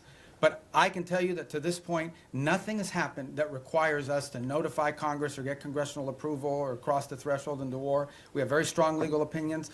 We have now briefed Capitol Hill 23 times, 23 briefings, bipartisan briefings on Capitol Hill. I have personally participated in 6 of those 23 at the highest levels of the committee, but then the full House and then the full Senate, which, by the way, are always interesting. Okay, get it. I've been there before, okay? So I was part of this thing in the past as well. But you do this briefing, you answer all their questions, and then they go out and tell people, we heard nothing, we saw nothing, that we were pleased with. They already had their answer before they went in, but we do them anyways. And we continue to do them. Not to mention the individual calls I've had with leaders in Congress, and I'm not going to disclose what those are. So everybody over there does know what we're doing, they know why we're doing it, and we've kept Congress fully apprised, and we'll continue to do so. Yes? Thank you, Mr. Secretary. The settlers' violence is rampant in the West Bank. The what is, I'm sorry? The settlers, yes, the Israeli okay, settlers' violence in the West Bank is being escalating, it's increasing. Also, Israel is building around 20 settlements unit. Doesn't this undermine your own effort in the peace process? And also, if I may, on Gaza, the humanitarian situation is dire. The babies have been frozen to death because of the weather. Tents have been flooded. Is there anything that the United States can do to alleviate the suffering of the civilians in Gaza? Yeah. In the case of the West Bank, we have, and you've seen our embassy even has put out statements and comments about specific incidents there that we're concerned about, that we do think, create a point of strong friction in the broader effort. And our own embassy, and Ambassador Huckabee has spoken to this as recently as a couple weeks ago, very firmly, I believe. And so we'll continue to communicate that as we have and make our opinion known in regards to its impact on the broader challenges.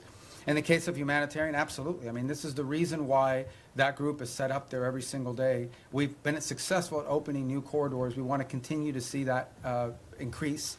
We want to continue to see the flow of aid increase into those parts of Gaza that are still under Hamas control. But it also goes back, not to sound like a broken record, to why it is so critical to have the border peace put in place and the Palestinian technocratic group put in place. Because that allows us now, when you have this technocratic Palestinian group in place, and a stabilization force to provide security, it now allows us to have someone we can work with to turn over the humanitarian aid to and have them be the ones that help distribute it along with these international partners. That's the point we're trying to get to, that we can get to a point where that is, and part of the thing with humanitarian aid is also security. Someone has to provide security for these convoys as they go in, because oftentimes they have been attacked, they've been looted, they've been so forth.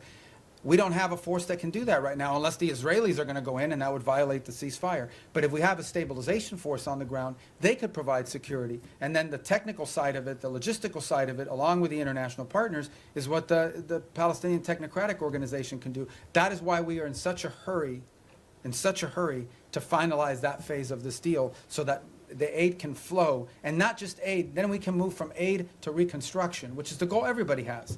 You want to reach a point at which you're not providing aid because Gaza has an economy, and it's not an economy controlled by Hamas. But we can't get to that stage until we can secure the place. And that's why we're in such a hurry to finalize that phase of the deal. Yes, sir.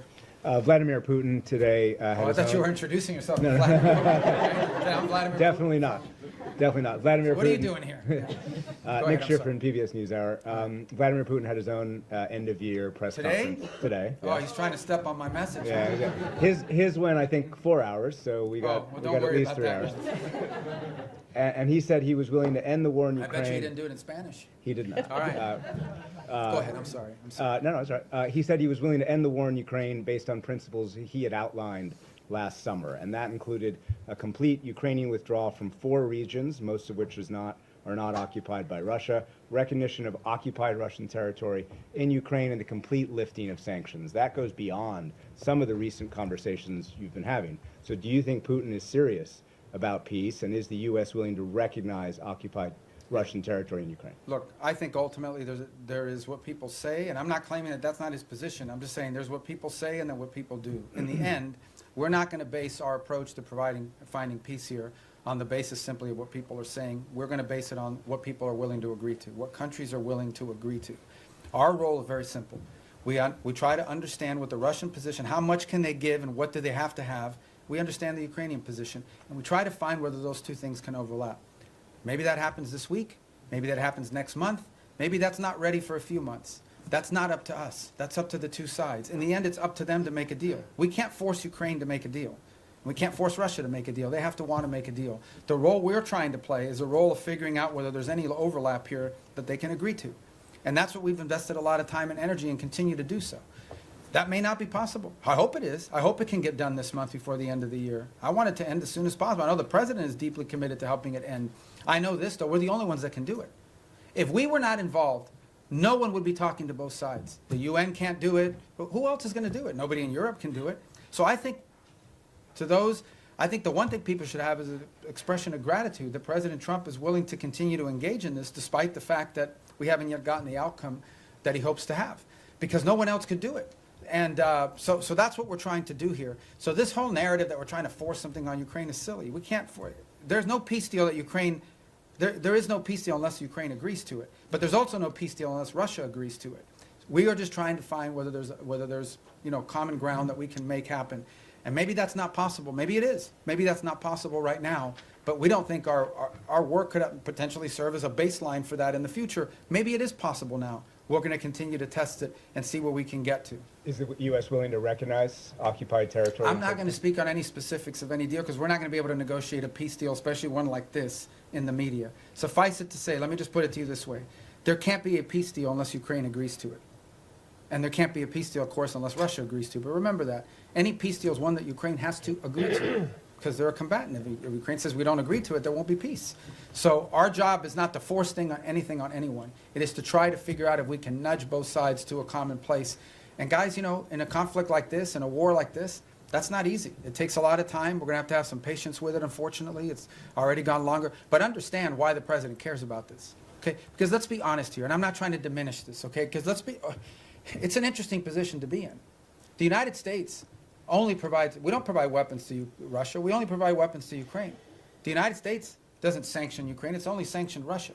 And yet we are still the only country in the world that can talk to both sides. So let's be clear about the role we've played in this so far. I mean, we're the only ones that can. But, so I don't mean to be dismissive of why this matters or it's important, because this is going on in another continent. We've got issues in our own hemisphere we need to be dealing with. That if you were to ask prioritization, I would argue that something in our hemisphere from our national interest is more important than something in another continent. But it doesn't make Ukraine and Russia unimportant. We care about it. That's why we're involved in it. But by the same token, why does the president care? I'll tell you why. This week, 9,000 people will die, including like 5,000 or 6,000 weekly Russian casualties, okay, in a war. This is a bloody, nasty conflict. In the same time, the entire electric grid, the entire infrastructure of Ukraine is being destroyed almost as fast as it's being rebuilt. Every week that goes by, the cost of rebuilding that country gets exponentially higher. It is now becoming generational reconstruction. This is a very damaging war that's going to have incredible implications. There are now hundreds of thousands of Ukrainians, probably maybe in millions, who have not lived in Ukraine in years. They've been displaced to other countries. The implications of this long-term for Ukraine are dramatic, and for Russia too, but for Ukraine, and we're focused on them. This is why the president wants to end it. He thinks it's a bloody, nasty, horrifying war, and he doesn't like wars. He really doesn't like wars. He thinks they're a waste of money, time, and talent. and he wants this one to end. And we're doing everything we can to end it. And it may or may not be possible, but we're certainly going to keep trying. Yes, sir. Thank you. I promise you we're going to go through here. I promise. Do you have a deadline or something? I know, but let me get to the roads, because if I break up the road thing, you're going to screw up the whole plan I have for today. Go ahead. Thanks, Mr. Secretary. If I can turn internally for a moment, a recent survey by the American Foreign Service Association found strikingly low morale among career diplomats in the U.S., some of whom reported that they feel like they can't freely express their opinions, that their candidate input is not welcome, and many of them are saying that they're actually thinking about career changes. I know you talked at the top about how change can be disruptive, but I wonder, how much does this concern you? Do you possibly see this as a feature, not a bug, or would you be happy to see people leave so that you can bring in a new crop of people? And then just briefly on your own role, you have 2 jobs right now. Your travel schedule seems a bit lighter than your recent predecessors. You didn't attend the last NATO foreign ministers gathering and had your deputy go. Are you fully performing the job of Secretary of State? Are you more of a national security advisor than a Secretary of State? Can you talk about that? Well, first of all, on the travel schedule, we have a lot of leaders keep coming here, too. So you talk about NATO, great example on NATO. I already went to a NATO meeting this year of all the foreign ministers. Then I went to the leaders meeting, which not all the foreign ministers were at. And then on top of that, that week is the week we had Rwanda and the DRC coming to the United States on a deal that I was working in. So as far as the travel schedule is concerned, we have a lot of leaders constantly coming here. We have leader meetings every single week for the most part up until last week. So there's a lot of work to be done. On the Foreign Service, we have very talented people here. I saw that report somewhere. That's from the union. It's from a union survey. All I can tell you is that today Foreign Service officers are more empowered at the regional bureau than they've ever been. I get sent cables. I get cables every day from all over the world to provide the baseline for a lot of the ideas that we pursue. There isn't a week that goes by that I don't send back 2 or 3 cables with notes about, let's turn this into a policy proposal. We are changing this place so that it is our missions in the field that are not just driving directives from the top down, but also ideas from the bottom up. And I'm very proud of that, and I think that's going to lead and pay huge dividends for future secretaries of state long after I'm gone. So, yes, sir. Thank you, Secretary. Human rights organizations report that 2025 has seen the highest number of executions in the Islamic Republic of Iran in over 2 decades. What specific new measures is the State Department taking to ensure that human rights abuses, specifically this surge of state-sanctioned execution, do not become a secondary priority in your dealings with Tehran? Well, ultimately, look, we have very deep and systemic disagreements with the regime in Iran. And it's part of one of, if not the most sanctioned country in the world, one of the most sanctioned countries in the world. There isn't a week that goes by, or at least 2-3 times a month, I'm authorizing some new sanction on some new entity related to Iran. I don't think anyone could argue that this administration has been friendly towards them. So we continue to feature these things because it tells us about who they are. In the case of some of these executions that you're talking about, some of them, by the way, were in the aftermath of the war with Israel, where they went through and have jailed people and accused people of being informants and spies and things of that nature. But we're under no illusion, and every year we put out a report that outlines this, and we've been pretty consistent in our messaging. Our problem with the Iranian regime isn't simply, obviously it's predominantly their desire to acquire nuclear weapons, their sponsorship of terrorism, but it's ultimately the treatment of their own people. I said it in my hearing a year ago in the Senate, I say it now, I know of no nation on earth where there is such a difference between a regime that governs the country and the people who live there every single day. That regime is not reflective of the people who live in Iran, who are the inheritors of a proud and long cultural legacy and a proud history. And then you've got a clerical radical regime that has driven and taken the wealth of that country and used it not to enrich secure their people and their future, not to make sure they have enough water and electricity. They've used their money to sponsor terrorist organizations all over the world. That's what they've used their money for. So we're going to continue to consistently point that out. Secretary, second. I'm sorry, I got to go because I'm getting everybody today. Regarding Europe, you said that Europe was not going to be able to mediate between Russia and Ukraine. There's been some disengagement. There's some push within the European Union to either not comply with the increase in defense spending that the United States has been promoting, or also some European countries like Spain promoting closer ties to China, or going to China, or inviting more investment from China, or even Chinese technology in critical infrastructure. Are you concerned at all about this path? And No, I mean, the country's made a commitment in NATO at a meeting I was at, where they made the 5% pledge, which is a dramatic and historic pledge, with the exception of Spain, of course, who didn't make that pledge. And we've had no indication from any of the countries that agreed to that they're not going to do it, because it's in their own interest. I mean, it's in their own interest. The bottom line is, increasing their defense capacity is in their interest, because it's their defense. As far as like opening up the China, look, one of the biggest problems Europe faces is they're being flooded with cheap Chinese goods, including Chinese cars. They're being flooded. Their own industrial base is under attack by unfair Chinese practices economically. So, I don't know about the rhetoric you're pointing to or the examples, but I mean, that's a threat that Europe faces, and they need a rebalancing as well.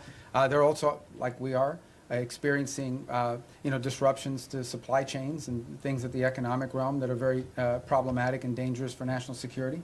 So we would expect them to act at their national interests, both continentally and individually as their own countries. All right, we got to speed it up. Yes, ma'am. Hi, Annalise Nielsen from Sky News Australia. In your national security strategy, you've warned Europe about civilizational erasure. When you've been watching what's been happening in Australia with the rise of anti-Semitism and our government's response to the Bondi massacre, our Prime Minister's dodged direct questions on Islamic extremism, but then unprompted evoked right-wing extremism as a threat. Do you have any message to Australia about civilizational erasure, and why is America watching? Look, I just think it's very simple, and that is that any mass migration is highly disruptive to any country. We talked about it here in the United States. When you experience mass migration, I don't talk about immigration, I'm talking about mass migration. Okay, mass migration is a negative thing. It's not positive. And it's very difficult for any society to absorb and assume hundreds of thousands, if not millions of people over a short period of time, especially if they come from halfway around the world. There are cultural and assimilations issues related to that, et cetera. And so these are concerns that it's concerns I have about our own country primarily. It's been a priority of this administration to address this. But I think it's a growing concern in Europe. I mean, there are other voices in Europe and obviously in Australia as well that have expressed concern about this. These are facts. This doesn't make you anti-anybody. What it makes is you do have, as a sovereign country, the right to control how many people you absorb, how many people you allow in, and who those people are. This is a very basic sovereign right. Okay, it doesn't mean you don't allow any people in.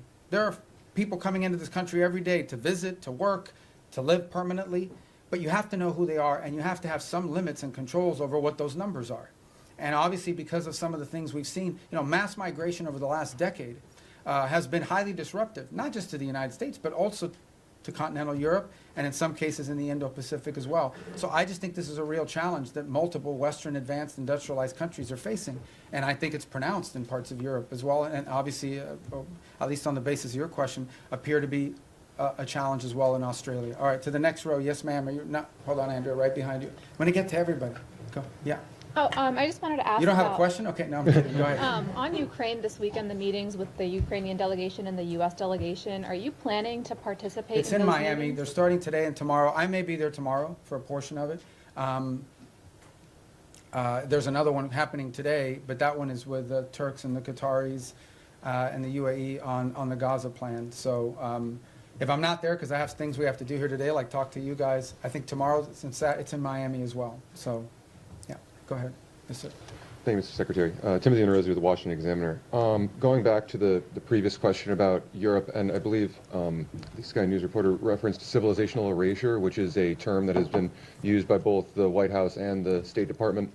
Both the White House and the State Department have made kind of recurring overtures to Europe as a civilization that is in some sort of danger and that should join with the United States as a sort of Western civilizational bloc. And it seems to be a recurring priority.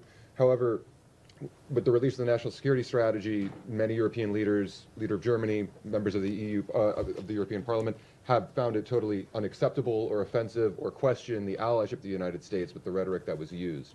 So I just wonder if the United States is correct in that these policies, like mass migration, will lead to civilizational erasure. Is it possible to save European civilization if the governments simply don't want to be saved? How has this alliance long been described? As the Western alliance, right? What is it? And it's not just me saying, you go to these NATO meetings, you meet with people, what they will tell you is our shared history, our shared legacy, our shared values, our shared priorities. That's what they talk about as the reason for this alliance. Well, if you erase your shared history, your shared culture, your shared ideology, your shared priorities, your shared principles, then you just have a straight up defense agreement. That's all you have. So what I'm trying to point to, and what we've tried to point to, is very simple. That is, at the bedrock and at the cornerstone of our relationship, with example with Europe, is the fact that we do have a shared culture, a shared civilization, a shared experience, and shared values and principles on things like human rights, on freedom, on liberty, on democracy, on all sorts of on the rights of the individual, on all these sorts of things that we in this nation are the inheritors of in many cases, because many of these ideas that led to the founding of our country found their genesis in some of these places in the Western Alliance. If you take that away, if that's wiped out because for whatever reason it's no longer a priority, I do think it puts a strain and threatens the alliance in the long term and in the big picture.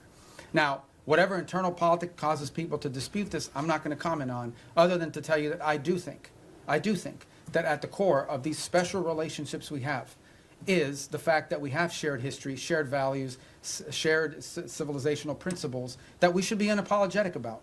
This is a nation that was founded on Western principles. Founded on Western principles like liberty, the value of and the right of the individual, the right of self-governance. These are all Western values. Now, others may have adopted it in different parts of the world, but they emanate from Western history. And it's something that we should be unapologetic about. Why would we be apologetic about it? Anyone who doesn't recognize, for example, that many of the features of our system of government find their root in Roman and Greek history is a fool. Is a fool. It's just not true. And so I think that we need to understand and embrace that, not negate it. And I think that's what we're pointing to here, is that we are concerned that particularly in parts of Western Europe, those things that underpin our alliance and our tie to them could be under threat in the long term. And by the way, there are leaders in those countries that recognize that as well. Some say it openly, some say it privately. In the eastern and southern part of Europe, they're much more open about it.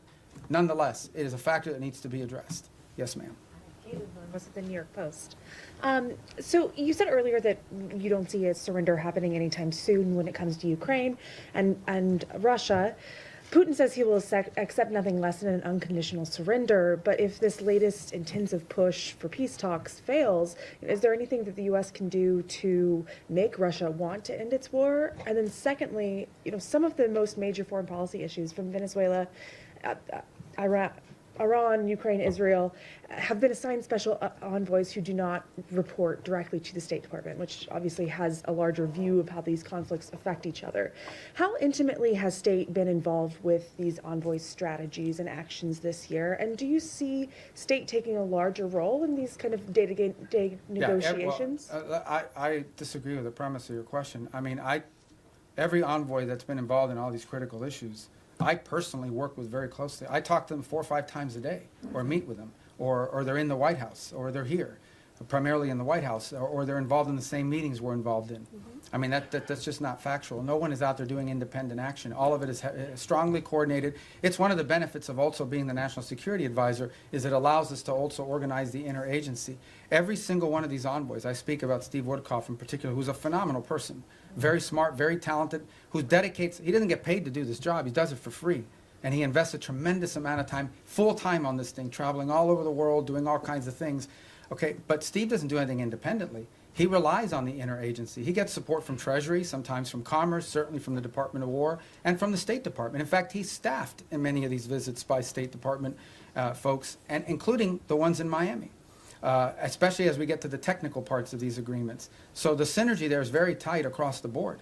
And so I think that's just not factual.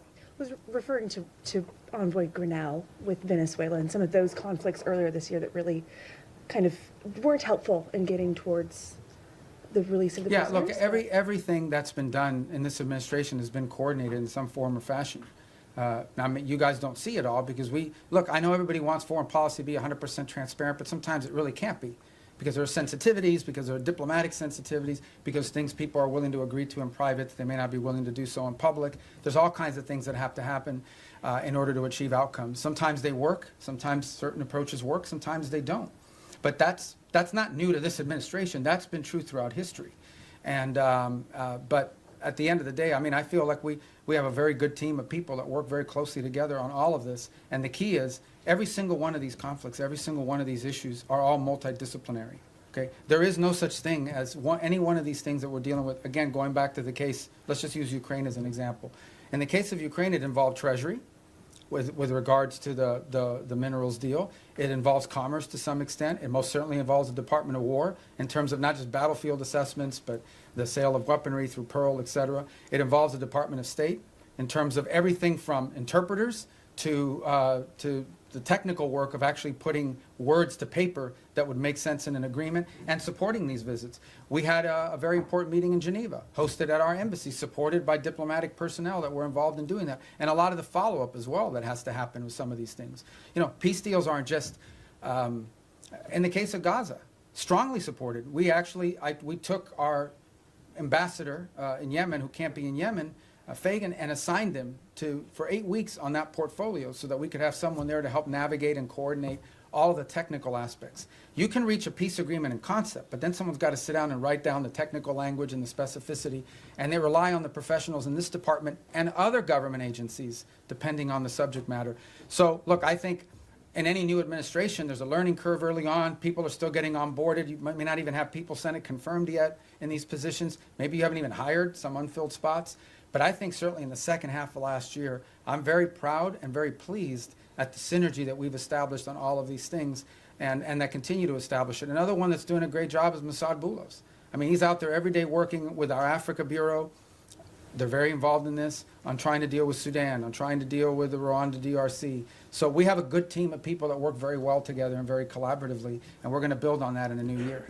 Yes, ma'am. Thanks. Shelby Talcott with Semaphore. Vanity Fair quoted you as wondering whether Putin just wants the entirety of Ukraine. I'm curious if that's still a question for you, and how confident are you in being able to reach a peace agreement if that is a question? And then along those lines, is there a deadline for Russia and Ukraine to come to an agreement before this administration walks away? Yeah, I'm not in any position to give you deadlines on anything. And as far as that quote, that's a quote the president has said publicly, which is, he has said 3 things. I thought it was going to be the easiest one, and it's turned out to be the hardest. I don't know if Putin wants to do a deal or if Putin wants to take the whole country. These are things he has said openly. And, you know, I think that's, I don't even remember when I talked to the guy from that magazine, but, you know, for much of the early part of this year, one of the things we were trying to deduce is exactly what is it that Russia wants to achieve. We know what they wanted to achieve initially when the war began. They haven't achieved those objectives. There's a new set of objectives now. I mean, part of reaching an agreement is trying to understand, I've already said this, what both sides want or need and what they're willing to give. And so I think that was a question that many in the administration had early on, is defining what the Russian position, what exactly do they really, not what they say they publicly want, but what they publicly want and privately want are the same thing. That's part of the, and the same is true on the Ukrainian side, by the way. What could they actually live with? What's acceptable? What's not acceptable? What are their red lines?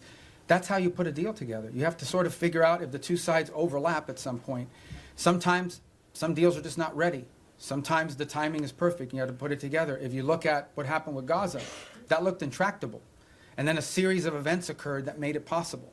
For example, the strike inside of Qatar that the Israelis took at the time, you know, was a sort of a dramatic thing, but in some ways it sort of set in motion a sense of urgency to bring this thing to an end before it spread. So sometimes you just have to be ready for a change in circumstances or conditions that allow progress to be made. But these things are hard to do. They take a lot of time. Sometimes it takes some patience. It's just unfortunate that you know that every day that goes by, more people are died and more people die and more things are destroyed. Yes, sir. To come back to your comments earlier on Sudan. You mentioned this concern about transshipment and weapons coming from overseas to Sudan.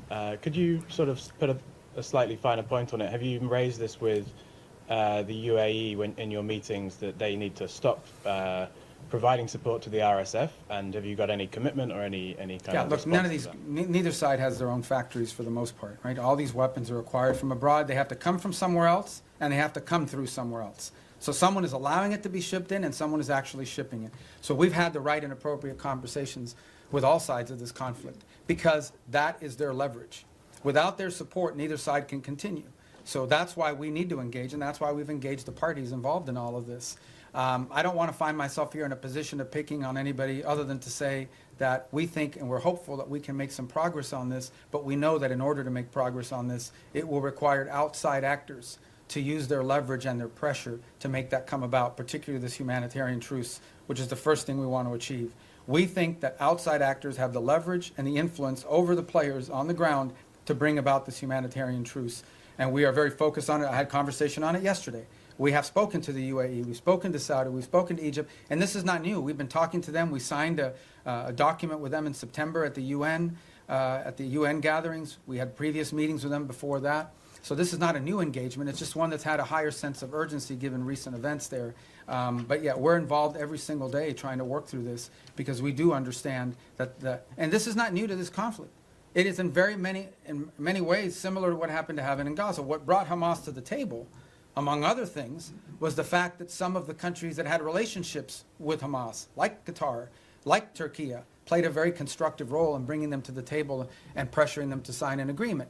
And we played a similar role on the other side. So, you know, it's not unusual that you would involve outside actors in using leverage to bring parties to the table to agree on something. Yes, ma'am. Thank you, Mr. Secretary. On Venezuela, what is the U.S. willing to commit if Maduro is ousted from power to ensure that the country doesn't plunge further into instability in sort of Yeah, I I don't have any announcements on that right now. And do you see Maria Corina Machado and Edmundo Gonzalez as the heir apparents for power? Well, we don't believe Maduro's not legitimate. We've been pretty clear. We didn't recognize him as a legitimate president. The previous administration didn't as well. The first Trump administration didn't either. He's not the legitimately elected president. They had an election last year that was stolen, and everyone knows it. Even all the countries in the region know it.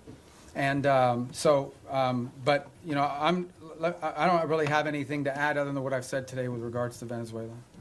Thank you, Mr. Secretary, for doing this.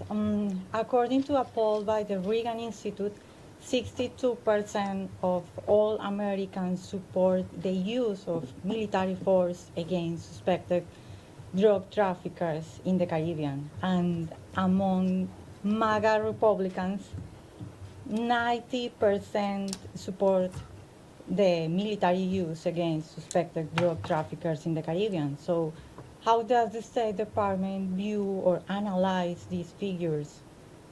Yeah, I mean, we don't do foreign policy by poll, and our job is to carry out the directives of the president. The president was elected. Donald J. Trump was elected the President of the United States, and he promised that if elected, he would go after drug cartels, and that's what he's doing. He is keeping a promise he made to the American people upon which they elected him to be president. He told them he would protect this country, and that's what he's doing, and he told them he would go after drug cartels, and that's what he's doing. So it doesn't surprise me if that poll is accurate because the president's simply living up to the promises that he made when he ran for office. Yes, ma'am. Mr. Secretary, on Gaza, you've said repeatedly in this room now that this is peace is a process, that phase 2 could take next 2 to 3 years. Is there a possibility? To fully implement. To fully You implement. can't build buildings in one day. Right? Is there a possibility in your mind that the status quo, more or less as we see it now, with this sort of insufficient flow of aid, periodic violations of the ceasefire by each side, a lack of reconstruction, and of course the absence of an international security force, that this could potentially continue more or less through the rest of the president's term? And if not, I'm not asking for a date, but I think we'd all like to know. We've heard from the president and yourself that there are all these countries that want to join the international security force. When will they deploy? Are we talking in the next year, in the next couple of years? And is there a certain amount of time that could pass at which point the administration, without an ISF, at which point the administration would green light or will green light Israel to resume its war? The way to answer that question is this way. No one is arguing that the status quo is sustainable in the long term nor desirable. And that's why we have a sense of urgency about bringing phase 1 to its full completion, which is the establishment of the border peace and the Palestinian Technocratic Authority or organization that's going to be on the ground. And then the stabilization force comes closely thereafter. Once we've established that, we have a lot of confidence that we are going to have the donors for the reconstruction effort and for all of the humanitarian support in the long-term building in phases 2 and phases 3. We just don't think that we're going to get to phase 2 or phase 3. We don't believe that we can have a successful donor conference, just as a real example, until people know they want to know who's in charge, and they want to know that there's security. Okay, they want to make sure that who's going to pledge billions of dollars to build things that are going to get blown up again because a war starts. So they want to know who's in charge, and they want to know that there's security, and that there'll be long-term stability. So no one would argue that what we have in place now is sustainable.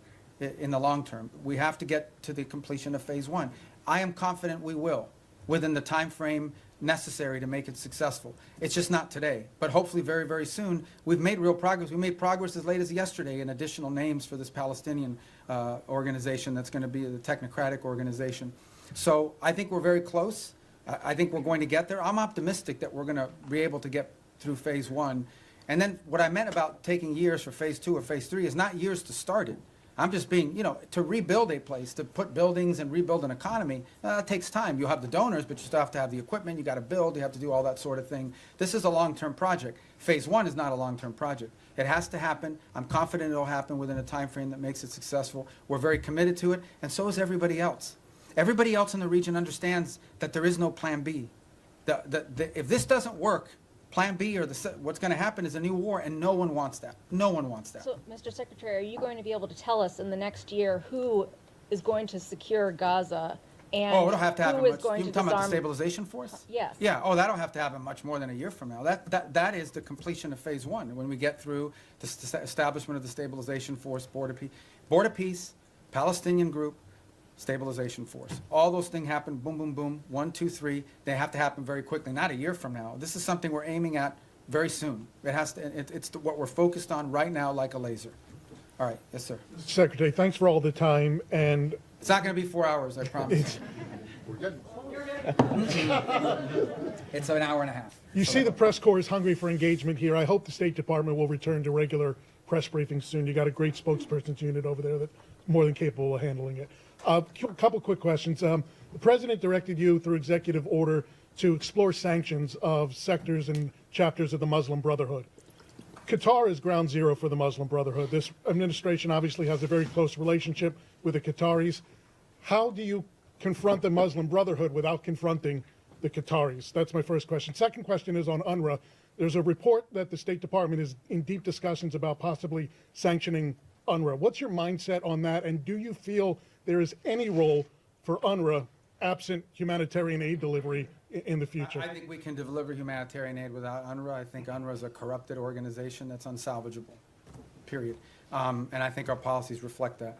On the first point that you talked about, I think we'll have some announcements, and not today, early next week, on Muslim Brotherhood.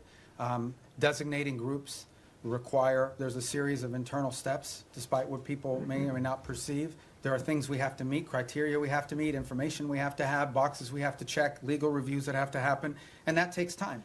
So, but I think there'll be announcements very soon on that, probably as early, if not today, early this next week. Do you expect pushback from the Qataris? Well, I'm not going to comment on which segments of the Muslim Brotherhood. As you know, there are different chapters, for lack of a better term, and individuals spread throughout the world. But the President's issued his executive order, and we're working through the execution of it. And we'll get to what we need to get to. A lot of this obviously depends, from a legal review standpoint. You have to have certain information that you can cite in order to justify the designation. So we're working through that. We'll have some announcements next week, and they won't be the last announcements that we have. Thank you, Yes, sir. Yeah, Mr. Secretary, thank you for doing this today. This conversation between my colleagues and yourself paints a seemingly chaotic and hostile world at times. So very simply and generally put, what do you believe is the biggest threat facing the United States today? I don't know we live in a world where we have a single threat that we can identify. I think there are multiple things that you look, both short-term and long-term.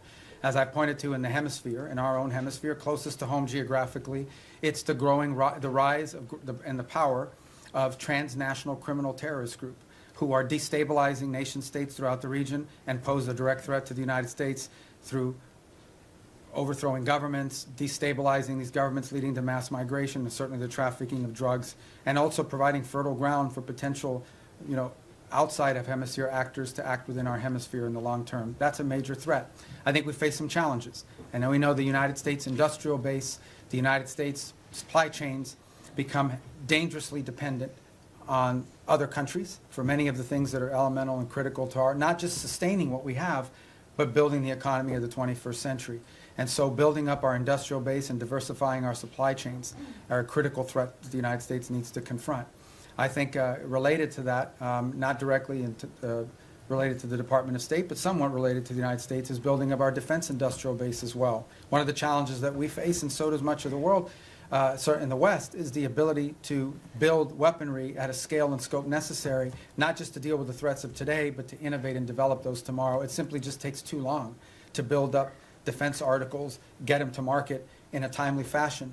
And not only do we complain about that, but we have allies who want to buy things from us that we just haven't been able to produce fast enough.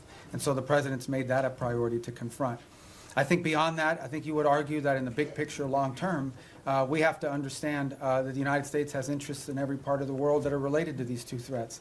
In the case of Africa, we see countries that have extraordinary opportunity to develop economically, the youngest population in the world, and the United States wants to have relationships, both commercial and personal, with many of these nations as they emerge in their own right into an era of prosperity. We want to be there to help assist in that if possible. We want to make sure that American interests are taken into account. Unfortunately, there are many countries around the world that in the past have had to rely on predatory practices of other countries to receive stability, to receive funds necessary to build infrastructure or what have you. We want to make sure that American businesses are at the table offering alternatives, be it in telecommunication, be it in artificial intelligence and technology, be it in basic infrastructure. So there's a lot of things to uncover and unpack, and I think in the long term as well. And I think our national security strategy reflects a lot of this. So I wish we lived in a world where we had one major threat. Many of these are interrelated. Yes, sir. Thank you, Mr. Secretary. I was going to ask my questions in Calibri, but since you do not Wow. communicate that I in that speak Times anymore, New Roman. I So. am. I'm going to ask in Times New Roman instead. Sorry about the Dolphins. That's all right. I know that you don't want to predict anything, but whether you're at these meetings in Miami, obviously not today, but maybe tomorrow, do you think that there's any chance of having some kind of announceable progress before New Year? In other words, are we going to be working on New Year's Eve? We might be, if it's necessary and productive. You know, we're going to work as long as it takes. Okay. And by the way, these are the meetings you know about, but there's talks going on every single day. There was a meeting earlier this week in Berlin. There's phone calls every day. There's phone calls every day, be it with my counterparts that are national security advisors, or my counterparts that are foreign ministers, or what Steve is engaged in, or what Jared's been engaged in, or what even at the diplomatic level, some of, you know, there are days where it's Matt Whitaker, over our ambassador to NATO, that's involved in a conversation, or one of our ambassadors, one of the nation states that are relaying back a conversation or involved in one. So there's work happening every day, all the time, probably around the clock. Not just on Ukraine, but on all these other things. Okay. And then So, just but like- these are the meetings you know about, and everybody kind of focuses on them as big events, but there's work happening all the time that lead up to those meetings and follow those meetings. As far as predicting a timeline, look, I'm not going to do that. This is a difficult task. It's an important one. We're focused on it. We want to get there as soon as possible. Okay, so and then obviously Gaza and Ukraine are still works in progress, but of the peace agreements that have been reached so far, two of them are in obvious trouble, right? You know, obviously which ones they are: Cambodia, Thailand, DRC, Rwanda. In retrospect, and I know that work is being done to try and resuscitate these, but in retrospect, do you think that the administration, the president, but also others, declared victory on these No, too early? I mean, this fighting, for example, with Thailand and Cambodia did stop. Both sides have made commitments in writing that they signed. Those commitments today are not being kept as a result of both sides claim grievances against one another. And so the work now is to bring them back to the table. The ASEAN ministers will be meeting on Monday. I had a call yesterday with my Thai counterpart and intend to do the same, and we've been involved, the president, in conversations this weekend.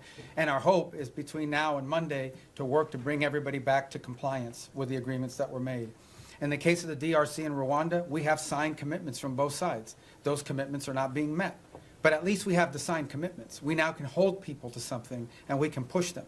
And in that case, by the way, for example, in the case of Rwanda DRC, as a good example, not only have we been engaged, but we have asked our friends on the Hill, both Republicans and Democrats, to also engage in conversations of their own with these leaders so they understand this is a bipartisan, multi-branch of government interest in this topic.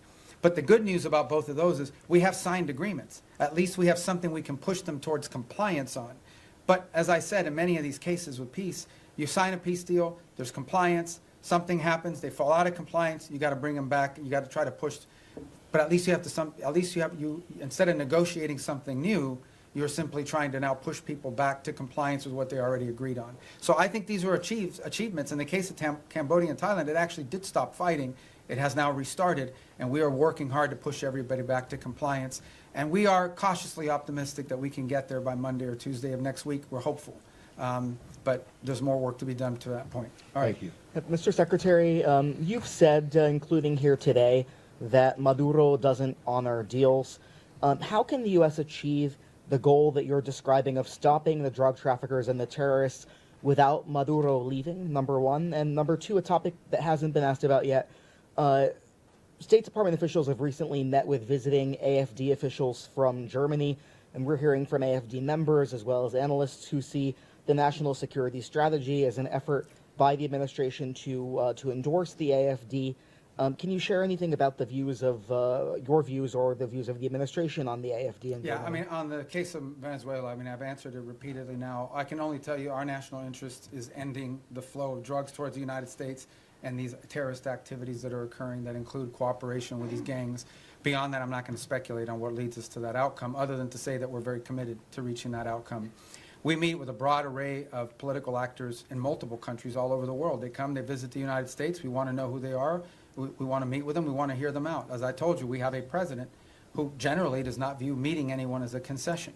So there are broad political actors. We've met with broad political actors from different parts of the Western Hemisphere as well, and broad political actors from different parts of the world. So I think it's important, and part of our job is to understand the full political spectrum of countries around the world, including countries we have alliances with.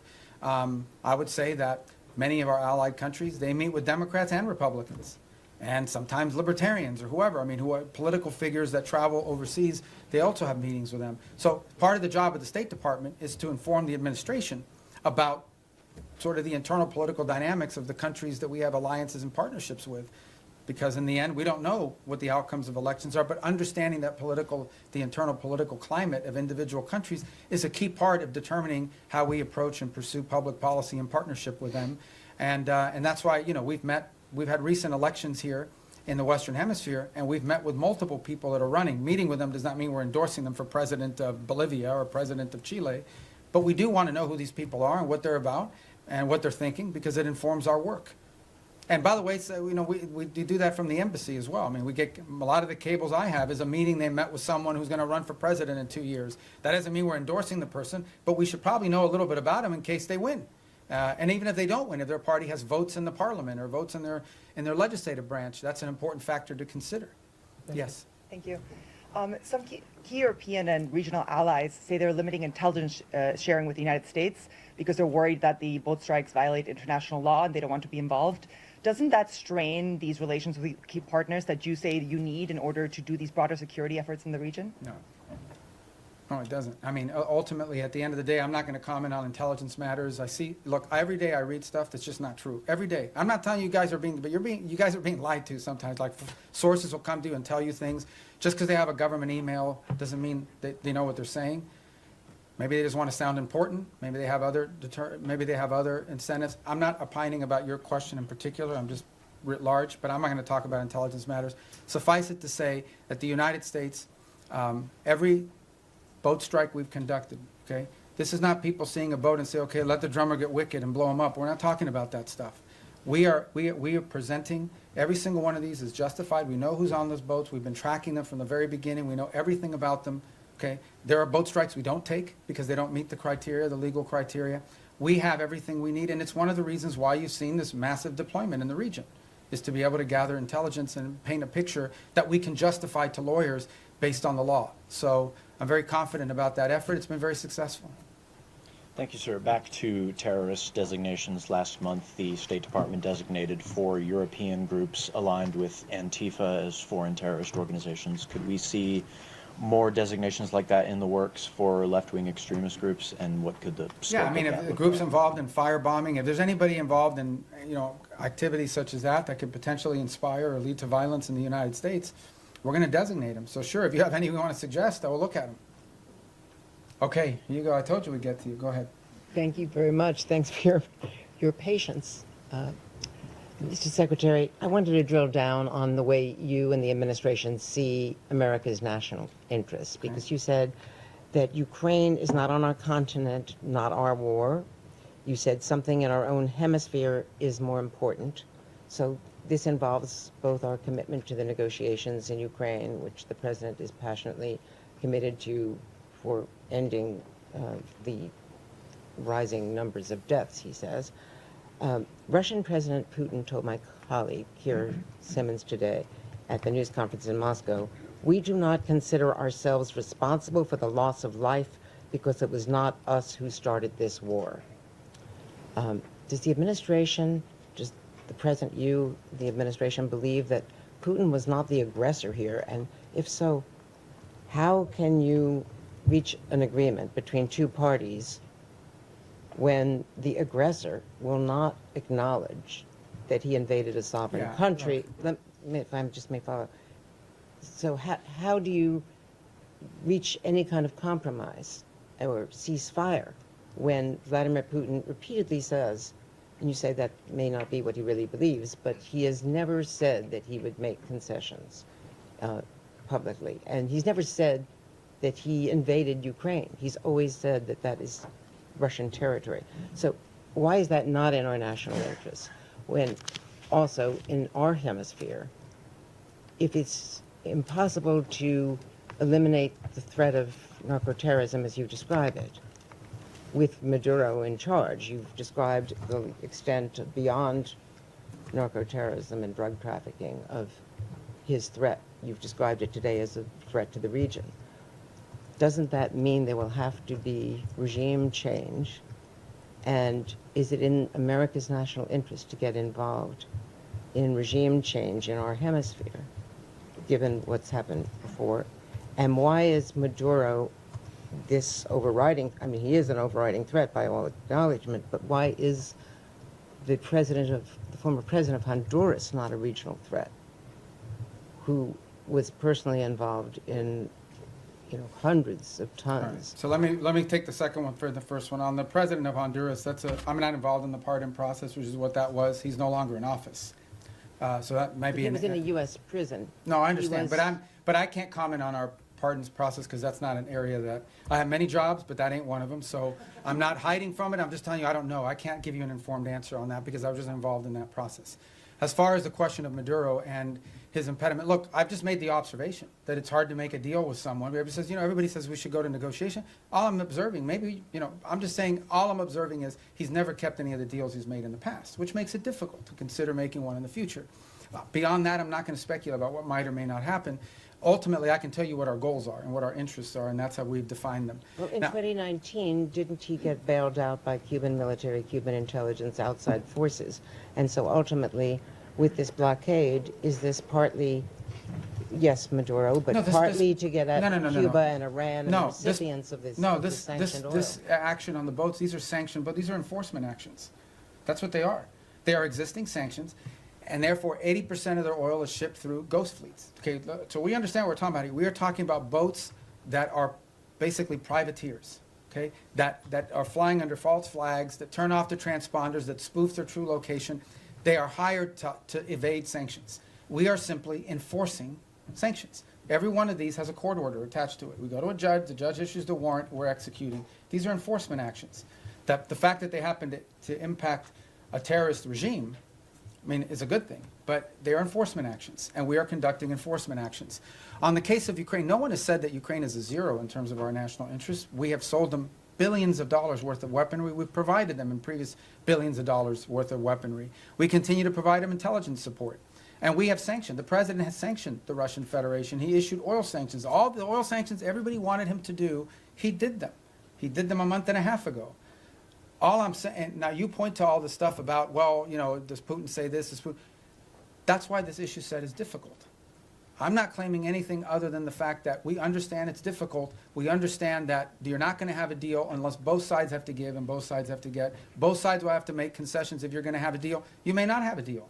We may not have a deal. It's unfortunate. The U.S. should walk away from that if it is not a prime region interest, because it's not in our continent. That's not my decision to make. Ultimately, the president will make a determination if and when he feels like further U.S. engagement is no longer productive or serves the national interests. That's a decision the president have to make. I can't speculate about that. All right, yes. Mr. Secretary, a question for you on Venezuela and then quickly on Ukraine. You mentioned Maduro was not the only one indicted by the United States in the Southern District. Does that mean it is U.S. policy that not just Maduro, but his top regime lieutenants, cabinet members, that they all must exit? Yeah, no, I point to the indictment simply as when people say, well, how do we are alleging that he is, and I guess, you can describe it any way you want. I just want to make clear, this is not something we came up with. Right. We're basing it on a federal indictment and a superseding indictment. Cabello's in there. Yeah, a bunch of people are. And so, but what it proves is, and the reason why I raise the indictments is because the indictments are the point of the $50 million reward. And I believe the $25 or $10 million reward for Cabello and for others. My point is that this allegation, this claim that the Maduro regime is a narco-terrorist organization is not on the basis of political talk or speculation. It is on the basis of evidence provided to a grand jury in the Southern District of New York that returned an indictment. And that's why I point to those indictments. Can I ask you on Ukraine quickly, because Russia has deployed its latest nuclear-capable missile system to Belarus, according to that country's leadership. We've heard from a number of European leaders, the Chancellor of Germany himself, that they think this era of Pax Americana is gone, that they are needing to prepare to be on a war footing because of the threat from Putin. Do you believe, does this administration believe today that Vladimir Putin will end his march on the eastern flank of Ukraine? And do you stand by our European allies against any kind of attack? Look, we have heard the same concerns from our allies in NATO. It's why we are in NATO. It's why we meet with them. It's why we talk to them all the time. I've spoken to Mark Rutte this year probably 40 times, and he's spoken to multiple people in our administration as well, multiple times. He's been here multiple times. He speaks to the president directly. It's why the United States basically is over 50% of NATO, both in troop commitments and in financial commitments as well. It's why we remain in NATO. It's why the president had a very positive visit in NATO. In the end, that's why we're in this alliance. And that's why Article 5 in the NATO alliance is important, and the president has reiterated that. We think it's a very strong deterrent against any of these fears or concerns that any of our allies in the region may have. And the president's been clear that we are committed to NATO, we're committed to the alliance, and our commitment isn't just rhetorical. Our commitment is in action, in the troops that have been deployed, in the monies that have been spent, in the capabilities that are located, in the cooperation and work that we do every single day with our NATO allies. The only thing we're asking for, which is not unfair, is for our partners in the alliance to improve their own capabilities. Because the more capable our allies in NATO are, the more capable NATO is. But We're are going to you keep saying doing these our allies part. are- We just want them to do more. And they've committed to do more. But these allies are saying that they are concerned now. Sure, and that's why we have NATO.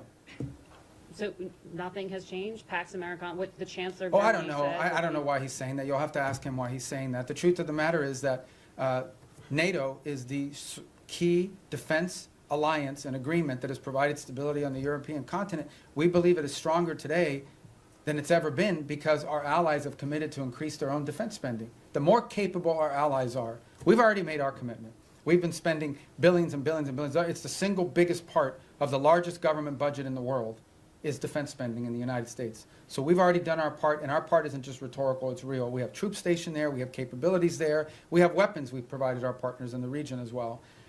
We believe that if you want a strong NATO, you want your allies in NATO to be stronger. The more capable our allies in NATO are, the stronger NATO is collectively. And that's why we're very pleased to see them make that commitment of 5%, with the exception of Spain. And that's why the president left our NATO gathering earlier this year so enthusiastic about the future of NATO and about our role in it. And in fact, that's why the president's been working with NATO countries on the Pearl program, which is what's providing weaponry to the Ukrainians today. Go ahead. Secretario, gracias por su tiempo y por atendernos. Sé que esta es como la 10ª pregunta de Venezuela, pero quiero quedar claro con varias cosas. Primero, usted puede hacer una referencia al comentario que hizo el presidente Trump apolítico cuando dijo los días de Maduro están contados. ¿Eso se refiere a días, semanas, meses? ¿Esperamos un 2026 sin Nicolás Maduro? Y me gustaría también que se refiriera a la orden de escoltar esos buques petroleros que acaba de dar Maduro a su armada, esos buques sancionados que ustedes están incautando. Algunos de ellos ya fueron escoltados, no estaban en la lista de sancionados, pero ¿qué pasaría si eso fuera con un buque sancionado? Y por último, Maduro le ha pedido al ejército colombiano que se una como un solo ejército en medio de su desespero por responder a este cerco. Son 3 preguntas. En el tercero, nosotros no vemos eso como algo serio en términos de involucrar las Fuerzas Armadas de Colombia. En términos de los buques, como bien han dicho, creo que salieron 4 buques ayer, que ninguno de los 4 eran sancionados. Y no existe nada que vaya a impedir nuestra habilidad de poder enforzar las leyes de Estados Unidos en términos de los buques que son sancionados. Y en la primera pregunta yo no voy a especular sobre, tendrá que preguntarle a la Casa Blanca, el comentario del presidente simplemente para decirle que sin duda pensamos que el régimen de Maduro es ilegítimo y que su cooperación con estos grupos terroristas en nuestra región, incluso sus propias actividades terroristas son una amenaza a la seguridad nacional de Estados Unidos. The 3 points that he asked about, one had to do with the Maduro calling on the Colombian armed forces to join ranks with him, and we're not really focused on that rhetoric. We're also not concerned about, there were 4 boats yesterday that were escorted by so-called naval vessels. Those were not sanctioned boats to begin with, but there's nothing that's going to impede our ability to enforce U.S. law when it comes to sanctions. We're not concerned about that. Sanctioned boats, we have the capabilities necessary to enforce our laws. We'll have a judicial order, we'll execute on those orders, and there's nothing that will impede us from being able to do that. And on the first point, the question was something about President Trump had said that Maduro's days are numbered. I didn't hear that quote. Was that a recent quote? Esto fue reciente? El 9 de diciembre. Yeah, so ultimately, look, our observation is the same I've made here repeatedly, which is that the fundamental challenge we have here is that the Maduro regime isn't just illegitimate, they openly cooperate in terrorism against the United States. And that's a problem, and it remains a problem, and it's at the core of this. Habló con María Corina Machado, ¿tiene pensado recibirla en Washington? No está nada programado, yo creo que ella todavía está en Oslo. Pero obviamente yo he hablado con ella mucho en el pasado. Go ahead. Are you going to tell us in English? He asked about Maria Corina Machado. I believe she's still in Norway. I'm sure there'll be a meet. She'll come to the U.S. at some point, and I've obviously spoken to her many, many times over the years. Thank you, sir, for taking so much time with us today. How many visas has the State Department revoked under your leadership so far in the last year, and how many of those are student visas? I forgot the exact number or the breakdown of them. It's over 60 or 70,000 for different variety of reasons. Some are students, some are people that were not in the country, but we denied them re-entry. I can get you the exact numbers. I don't want to be misquoted because that's a rolling number, an average number. But look, this is not a punitive thing we're going out to try to make examples of it. Our visa system, okay, who you allow to visit your country should reflect the national interest. We said that from the very beginning. It was one of the directives that we got from the president. It's one of the things he ran on. And so our visa process basically is, and there are some times we'll deny people visas because of activities they've undertaken overseas. Other times it's people that have visas but are in the United States doing things that run counter to our national interest. And the law gives us the right, and in fact, I would argue the obligation to remove people like that from our country. And we're going to continue to do it. I mean, it's as simple as that. I mean, sometimes somebody comes in and says, oh, I want to come in as a student. They're here as a student, and then once they're here, they're involved in nefarious activity. We're going to remove them from the country. But maybe they're here as a researcher. Maybe they're here as, I don't want to say journalists because you guys will get upset, but, you know, it could be anything. You know, these are visitors to the country. A visa is a visitor. It's not a right. By the way, we deny visas every day all over the world. People will go to an embassy, they'll sit for an interview, and the consular officer will deny them a visa because of something that came up in their record, because of something that came up in their interview, whatever it may be. So if you have the power to deny someone a visa before they get one, you most certainly have the power to revoke it once they get one and then do something they shouldn't be doing. So there's a variety of reasons why visas are denied, but all of them are because it implicates our national interest or national security in some way. You began the briefing by talking about your confirmation hearing, and one of the core commitments or goals you set for yourself in that hearing was to rid the State Department of anti-Semitism and what the president calls DEI ideology. When you look back at the last year, have you done that, sir? Have we done what? I'm sorry. Rid the State Department of anti-Semitism and DEI ideology. Well, look, I think there were actions that were being taken that we're very concerned about in terms of statements that were made from some missions around the world or actions that were taken. Ultimately, what the president asked for is a government based on merit, where people were being promoted up because of merit, irrespective of their background, their ethnicity, the color of their skin, the first language they spoke, where they were born. We want to promote people on the basis of merit. We have redone the whole process by which we do promotions in the career foreign service. We've redone it in a way that prioritizes the right things. There were people not being promoted in the State Department because even though they were exemplar foreign officers, their DEI score under the previous administration was too low. There were people that were because they weren't committed enough to the DEI cause. So we have very talented people that did not get promoted in the State Department because they did a great job, but they had a low DEI score. We got rid of that. That's not going to exist anymore. We are going to judge people on how good they are at the job that they do. And by the way, we're also opening to promoting people, not just based on seniority. We have some very talented, and I say junior officers, like 10 years, 15 years is considered junior around here. They're very talented. If we don't promote some of these people, we're going to lose them because there's a lot of money to be made in the private sector, and the people want to pursue in life.